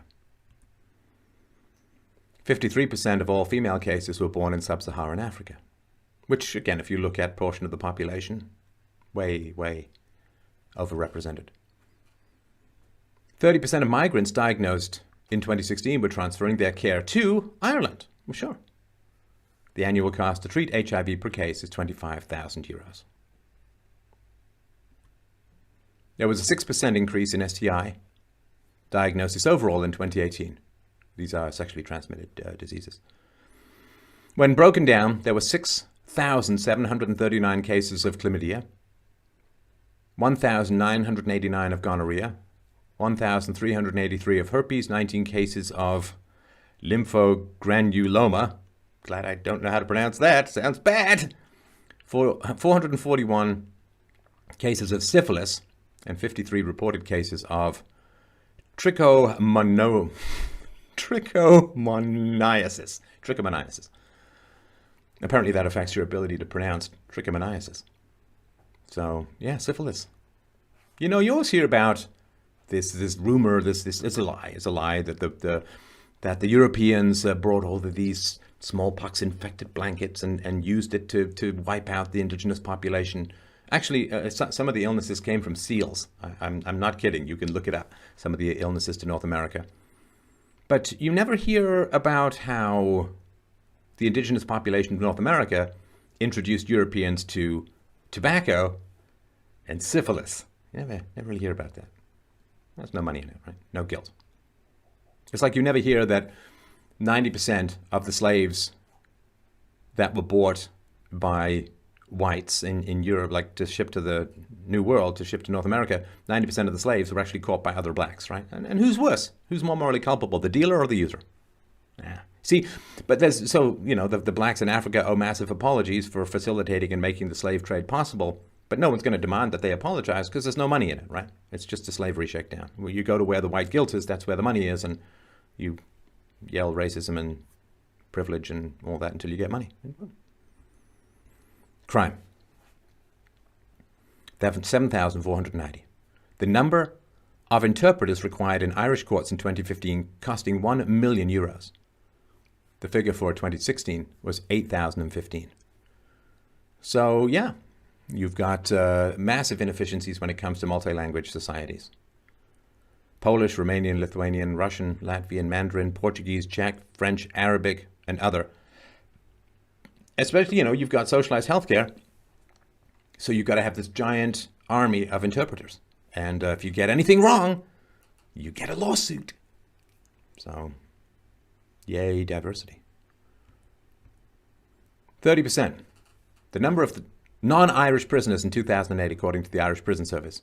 The figure was reduced to 17% in 2014, possibly masked by the increase in citizenship given to migrants. In 2008, Africans who were less than 1% of the population were 6.9% of the prisoners. That dropped to 2.1% in 2014. And again, that's most likely because of mass citizenship waves. But that's, so blacks commit shockingly high proportions of violent crime. Shockingly high. Like if you look at the young black male population, a couple of percentage points are responsible for close to half the murders in the United States. And again, it's IQ and there's some cultural stuff involved, resentment, rage at whites, and so on. And of course, black assaults on whites are vastly greater than white assaults on blacks. Far many more whites have been murdered over the last few decades by blacks than blacks were ever lynched in the South. And it's appalling. I mean, this is why people stay home. This is why their kids have such a tough time in school. The level of violence among the black community is shockingly high. That's in America. In Africa, it's even worse. 66. The number of different nationalities in Irish jails in 2016, with Polish, Lithuanian, British, and Romanian men forming the largest ethnic groupings. That's a little confusing because, again, I don't know what the statistics are. If they say they're British, does that mean they are Pakistani with a British passport? Who knows? I mean, it's tragic because now you have to kind of look for what's not there these days. I mean, that's what's tragic, right? So if say blacks were not prone to crime, then this data would be there. But it's like wherever the data is suppressed, wherever you can't get the information, that's when you know it's bad. The communications officer for the Irish Prison Service remarked in February 2018, "We want the best talent we can get to join the IPS. We would love to see more ethnic minorities putting themselves forward because we need them. The prison population is completely different to what it was about 30 years ago. More diverse and much, much, much larger." In April 2018, the chief superintendent of the Laos Offaly Garda division told a local radio station that foreign criminal gangs from Eastern Europe were traveling to Ireland to commit burglaries. He said the gangs would come in for a short stay, commit serious amounts of burglaries, and leave Ireland afterwards using EU free movement. Right? Good luck going back to Eastern Europe to get them. Now, these are whites. These are white foreign criminal gangs. So it's not all just about race, obviously, right? Eastern Europe was subjugated under communism for a long time, and so gaming the system and sneaking the system and conning the system that is totalitarian has kind of worked into the blood of a lot of cultures. African gangs went on a mugging rampage and beat up several youngsters in North Dublin this past Halloween. A pregnant lady who intervened in the assault of one child was told that her baby would be cut out of her. A source told Dublin Live that the towns were chosen over lack of police presence, right? So then what happens is, of course, and you can see this with the moped gangs in London, is that blacks, Arabics, and so on, a variety of ethnicities will say, well, we're overrepresented among crime statistics. It's racism. You've got to cut back on your policing because your police are clearly bigoted and racist and right. So then what happens? You get a get out of jail free card. In fact, you get a never get to jail free card. And then that only, of course, exacerbates the criminal tendencies within particular ethnicities because now they know that they can pretty much get away with anything and it just gets worse and worse and worse.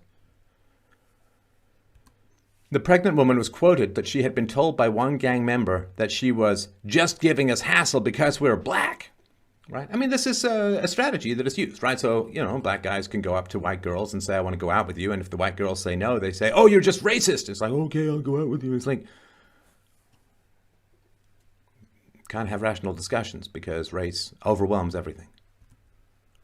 Several locals told how the gangs use social media to organize their rampage, even bragging to their victims online about how easy it is to organize posh bashing sprees. And posh is, Port Albert, stop at home. It's wealthier people. The rampage wasn't the first time African gangs in Dublin have organised for violence in a town with no police station. Shoppers had to flee in terror in 2017 in Donabat when 100 gang rivals clashed. African gangs in Dublin. African gangs in Dublin. You can keep repeating it. It doesn't make any more sense no matter how often you repeat it. In January of 2018, the town of Lusk was forced into lockdown when a 100-strong African gang invaded the village, throwing stones at buses and smashing up property. There's a reason Africa is the way it is. It doesn't change when the air gets damper. In West Dublin, Irish vigilantes were suspected of taking matters into their own hands after a number of taxi and delivery drivers were robbed by African gangs, when one home in Tyrrellstown was firebombed twice in the same weekend. Yeah, look, absolutely. No question, this is what's going to happen. There's no question this is what's going to happen. And then it's going to be like white Nazi mobs, KKK mobs attacking poor innocent minorities. If you don't ask people if they want different ethnicities to come in and feed off their tax dollars, if you don't ask people whether they want this kind of diversity, and you force them to pay for it, and you scream at them and try to jail them if they complain about it, people get mad. Of course they do. Of course they do. If there was a country in Africa where white people were swarming in, not working, taking welfare, causing a lot of crime, we would have sympathy for the blacks in that. I would, you would, we would have sympathy for the blacks in the country. They didn't ask for this. The government has been corrupted. It's now acting against the wishes of the citizens. It's inviting people in because they're going to vote for that government. And of course the people are going to get angry. And of course there's going to be blowback, right? You oppress people, and diversity in this method of being implemented is absolutely oppression. You oppress people, they're going to fight back. It's going to happen. And then everyone's going to be like, oh, this is so terrible. Who could have seen this coming? Anybody with half a brain. A 16-year-old who attacked and robbed a delivery man in what a judge described as an extremely vicious and mindless assault was given a 4-year suspended sentence in October 2018. His youth prevented him from being named, but one report revealed his parents had moved to Ireland from the Congo. Right. So there's no doubt in my mind whatsoever, and this has already happened, that people who are perceived to be saying mean things on the internet are going to get longer prison sentences than people who beat up other people, rape women, and so on. When African muggers started targeting the wealthier area of Clontarf, national media reported on the problem for the area. Right? Oh no, it could be affecting, right? Though, and I really do apologize for all this pronunciation. I did do some, I couldn't do it all, or didn't do it all. Though Gardaí, the Irish police, have a low presence in many towns, they have been using sophisticated methods to catch criminals. In November 2018, they used thermal imaging from a helicopter to catch 2 African muggers who had robbed a man with a long steak knife in Lusk after they hid under some brambles during a chase. So there's this horrible thing that's happened in Europe, in the West, in Europe in particular. They looked at America and they said, wow, there's a lot of gun violence. So we're going to ban guns and we're going to import a lot of people from Africa and the Middle East. You couldn't misunderstand, you couldn't misinterpret, you couldn't miss the actual reality more if you had really, really tried. The reality is that America doesn't have a gun problem, it doesn't have a violence problem, it has a black problem with regards to crime, with regards to violence. The statistics are very, very clear. And you can watch my presentations, The Truth About Crime and so on, it's very, very clear. It's not the presence of guns in America that causes the high crime rate. If you normalize by race, whites in America are about as violent as whites everywhere in the world. Whites in Brussels, whites in Ireland, it's about the same. Which means less violent than Hispanics, less violent than blacks, but more violent. Whites are more violent than East Asians and Jews, on average. So Europe looked at America and said, whoa, the problem is guns. So we're going to ban guns. And because they didn't say, well, the issue or the challenge is having a large black and Hispanic population, say, well, we're going to ban guns and import lots of blacks. Which now you have a fairly violent population and a disarmed domestic population. Like, I know it's difficult to talk about this stuff. I understand. Like, I really, really do. I understand. But I was always raised to tell the truth and shame the devil. Tell the truth no matter what. These are facts that we need to deal with, because the consequences of not dealing with them are going to be catastrophic beyond anything that has ever before been experienced in human history, you understand? If we end up with race wars, if we end up with Sharia, if we end up like the rivers of blood, the rivers of blood that were talked about in the past will flow. I mean, it's going to be appalling beyond anything that has ever been experienced before in human history. In 2015, the racial tension in Balbriggan was highlighted on a radio phone-in show after a video of a brawl between black and white school children had gone viral. See, this is the other thing too. I'm sorry about all these asides, but it's important.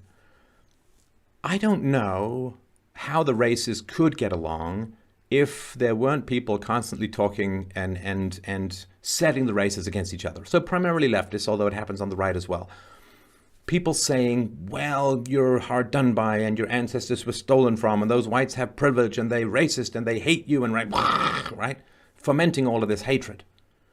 So those people aren't going to stop, which means that multiculturalism is going to always descend into violence because, like, if you have a marriage, it's a good marriage, and you have some friend who starts stirring up a lot of trouble in your marriage and getting you to complain, like maybe you just get rid of that friend and your marriage, but some marriages are going to start to collapse under that weight, right?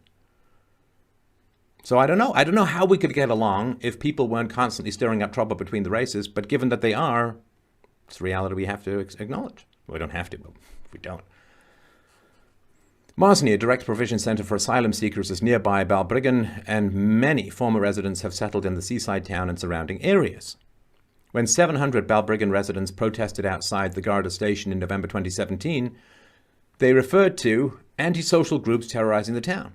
But they were still branded racist by some callers to a radio show about the protest, right? It's like Western civilization versus one two-syllable word. Racist.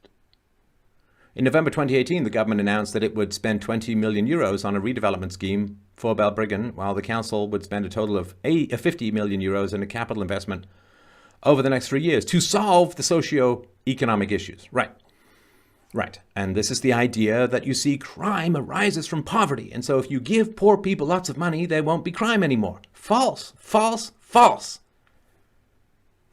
Neighborhoods aren't criminal because they're poor. They're poor because they're criminal. This has been, I've got a whole interview with Dr. Kevin Beaver about this. You can look it up in my series on human intelligence. You give money to particular groups and it's almost always going to be misused. There's a reason why third world countries are so corrupt. And so this idea, well, we got a lot of crime, let's spend a lot of money. It is a lie. It's false. It makes things worse because now what you're doing is you're saying, oh, if you commit a lot of crime, we'll give you a lot of money. What do you think's going to happen? You pay people stuff. If somebody said to you, I'll give you $1 million to shoplift something, most people would take the million, right? Oh, wait, if I commit crime, I get a lot of money?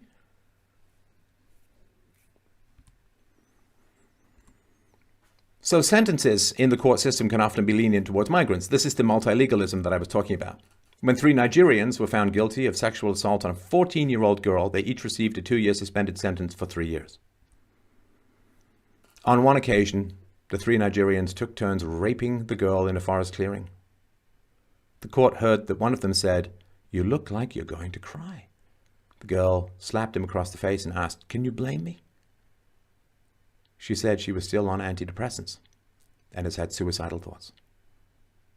Yeah, rape it's an act of war because it renders a lot of women girls, unfit for motherhood, and their honor has been deflowered. It's not their fault. No, it's not their fault. They were raped. It's the fault of the people inviting all these people into the country. But if you look at the rape and sexual torture and abuse of little white girls in England under a largely Pakistani Muslim community, it is an act of sexual warfare against the population, because then the women are messed up and they can't pair bond sometimes, and they may not be as good as mothers, and maybe guys don't want to date them because of this. It's too complicated, too messy. So it's a way of stopping the birth of the people that you rape, to lowering their chances to have children and be effective parents. It is a form of warfare. It's rape warfare. On delivering her sentence, oh look, it's a female, Judge Mary Ellen Ring noted that the sexual offense conviction might, quote, cause them to not get employment or to lose employment, and that this was punishment in itself. Punishment in itself. I mean, no. And that could only be theoretically possible if there weren't welfare programs. One of the Nigerians subsequently went on to be nominated for Young Player of the Year at a Dublin football club. When a Bangladesh national was found guilty of sexual assault on a 6-year-old girl in a mosque, oh look, another lady judge, Judge Pauline Codd sentenced the man to 18 months imprisonment, but suspended the final 4 months for a period of 1 year, in part because his being a Bangladesh national, quote, may make his imprisonment more difficult. Sexual assault on a 6-year-old girl. Let's make sure he's comfy though, right? Oh, ladies. Well, you're not going to be drafted to fight, so indulge yourself away. In May 2013, World Bank figures revealed that 468 million euros in remittances were sent from Ireland to Nigeria in 2011. That is a lot of money. So basically, remittances are you've got some money at the first world country, you send it to your family in the third world country. Now, a lot of this is welfare money. Let's be honest, right? A lot of it is money extracted from the white population at the point of a gun, given to minority populations. Minority populations fire that money overseas. Come on, we know that. Which sort of begs the question, why are people on welfare sending money overseas? Welfare is supposed to keep you from starving. If you have enough money to send overseas, I don't really think you need welfare. And that's why people are sent. This is why they're sent across the Mediterranean. It's why they're sent to the first world, why they're sent on these dangerous journeys, right? So they can get money from the white taxpayers and send it to people overseas.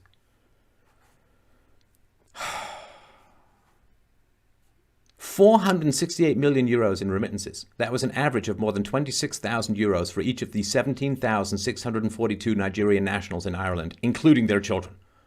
Come on, where are they getting this money from? It's not all coming from the welfare state and unemployment insurance. It's coming from crime. It's coming from drugs. It's coming from human trafficking. Wake up! Please. 600,000 euros, the amount per day. The Immigrant Council said organized crime gangs were making by running an international sex trafficking network stretching from Nigeria and Cameroon to Ireland in 2015. Per day.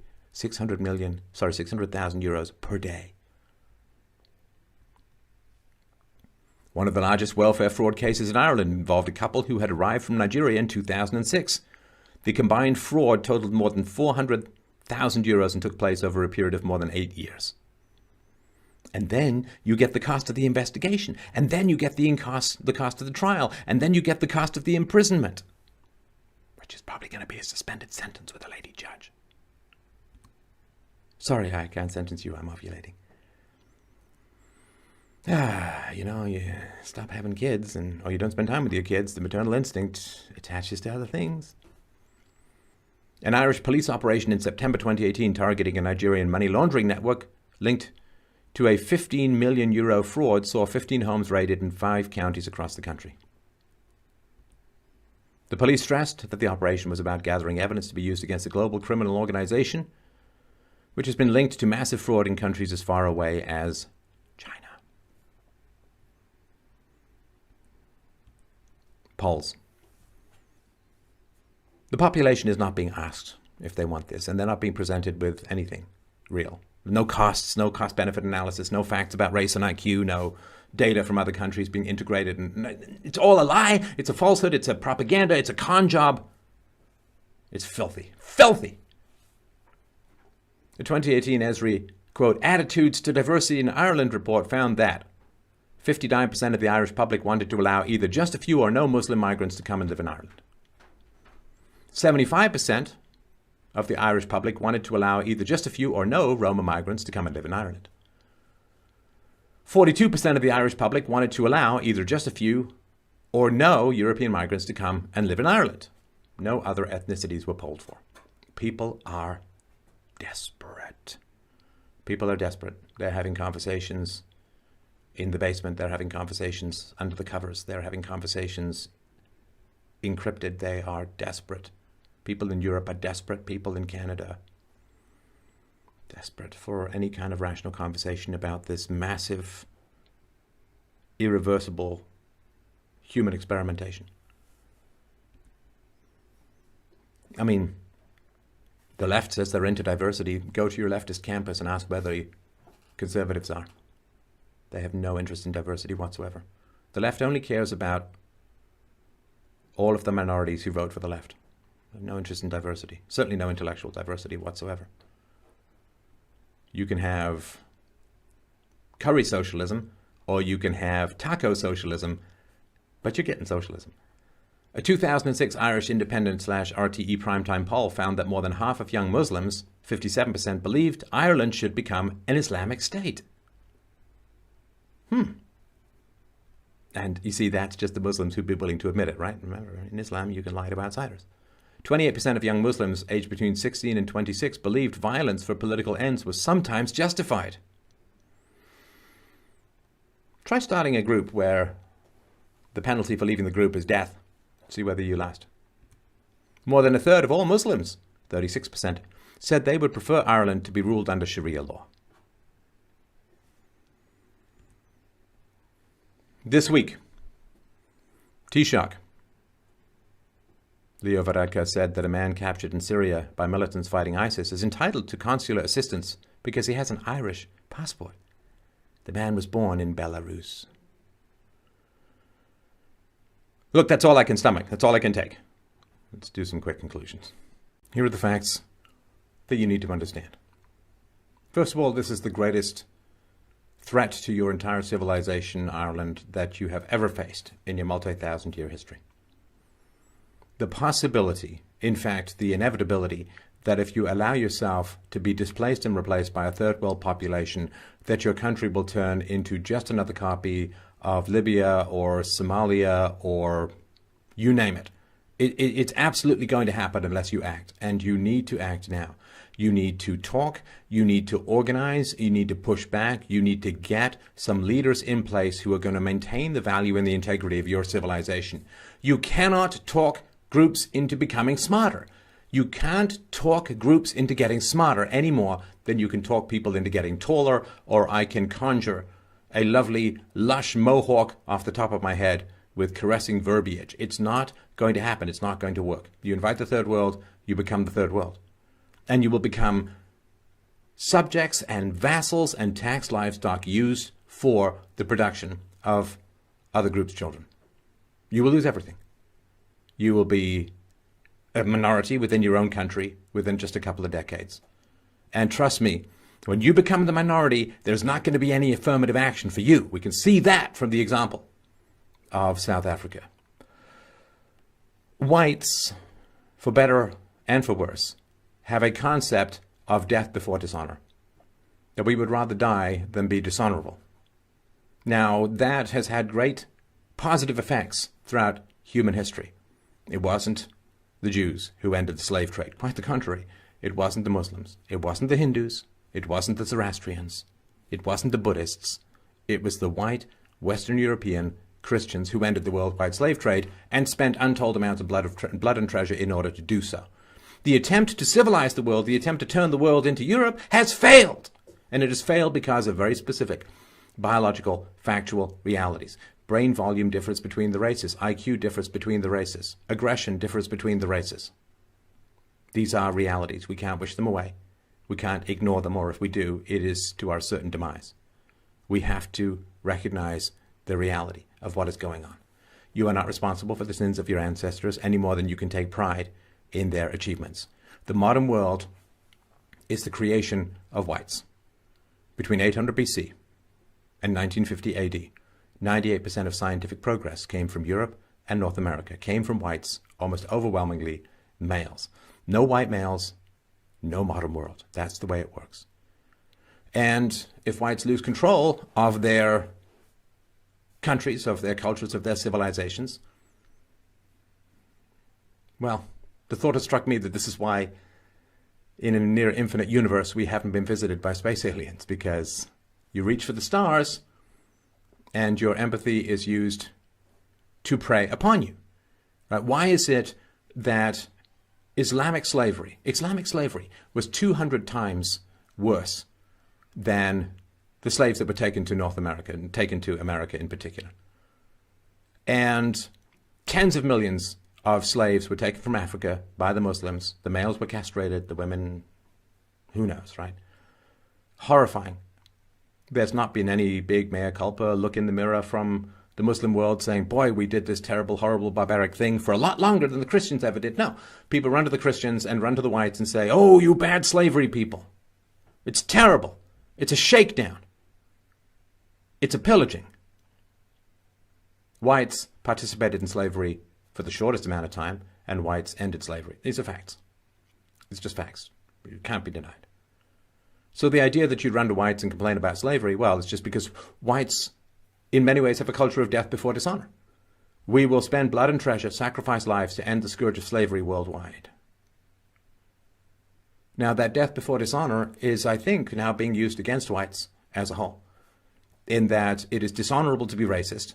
And therefore, if you say, no, we don't want more people from Somalia into our country, you say, oh, well, that's racist, it's terrible, we can't do that, we can't allow that.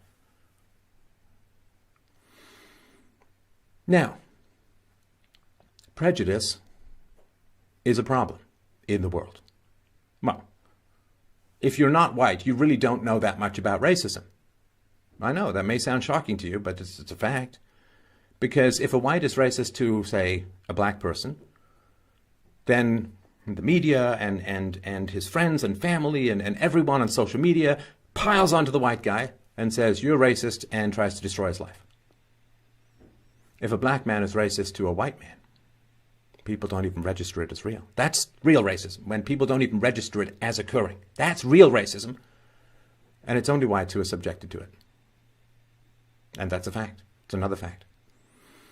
Prejudice is when you say, well, blondes are smarter than brunettes, or something like that. You know, like just take a white population, right? Tall people are more moral than short people. Like things that just don't make any sense, right? Where there are genuine differences, though, it is not prejudice to accept and acknowledge them. In fact, you end up not fighting racism by pretending that all groups are equal, because all groups are not equal in each of their abilities. Everybody should be equal under the law, and I do not believe in any way, shape, or form in any kind of racial superiority or inferiority. Each ethnicity has developed according to its local conditions for optimum survival. They're perfectly suited to their local conditions. There's nothing to do with superiority or inferiority. It's like saying, is a brown bear superior to a polar bear? Well, it's not. A brown bear is great in the woods and a polar bear is great on the snow. You switch them around, though. So each ethnicity has different strengths and weaknesses, and imagining that we're all completely interchangeable is creating a situation where, because of differences in IQ and differences in culture and difference in religiosity, you have some groups that are going to succeed in a free market meritocracy and some groups that are going to fail. And it's going to be exceptions. You never judge an individual by group averages, but there's going to be this issue. Now, the way that ethnicities are being weaponized against whites is if you invite a lot of ethnicities who aren't going to do particularly well in a free market economy, and then you tell them that the only reason they're not doing well is that whites hate them, and whites want to oppress them, and whites want to hold them down, and we all have this secret handshake, and we wake up in the morning, and we brush our teeth, and we comb our hair, and the first thing we do is we say, by gosh, how can I go out and oppress other ethnicities today? Well, if you set that situation up, you are setting up the conditions for a race war. We don't want that. We really, really don't want that. You have the right to live in peace and security within your own country. You have a right to take care of your community, your friends, your family, without having to nail yourself to the cross of all the problems in the world which are not of your making, not of your doing, and which you cannot fix. You have a right to borders. You have a right to cultural homogeneity. I mean, I went to Poland, and for the first time, I could go out and speak in public without fear of violence, without bomb threats, without death threats. That means something. That's valuable. That's something worth protecting. It's something worth treasuring. And when you think of the sacrifices your ancestors made to provide to you the freedoms, the liberties that you still treasure, you think of the enemies that they faced down. Natural enemies, wild animals, diseases, inclement, horrible weather, storms at sea, and then the human enemies, the robbers, the predators, the armies that they faced down. They did all of that to bring you what you have now, today, but which you will not keep. Think of everything that they stood up against to protect their civilization, your civilization. And all you have to do is stand up to one two-syllable word called racism. It's not a real word. It's not a true word. But it is a word that can undo everything that we have.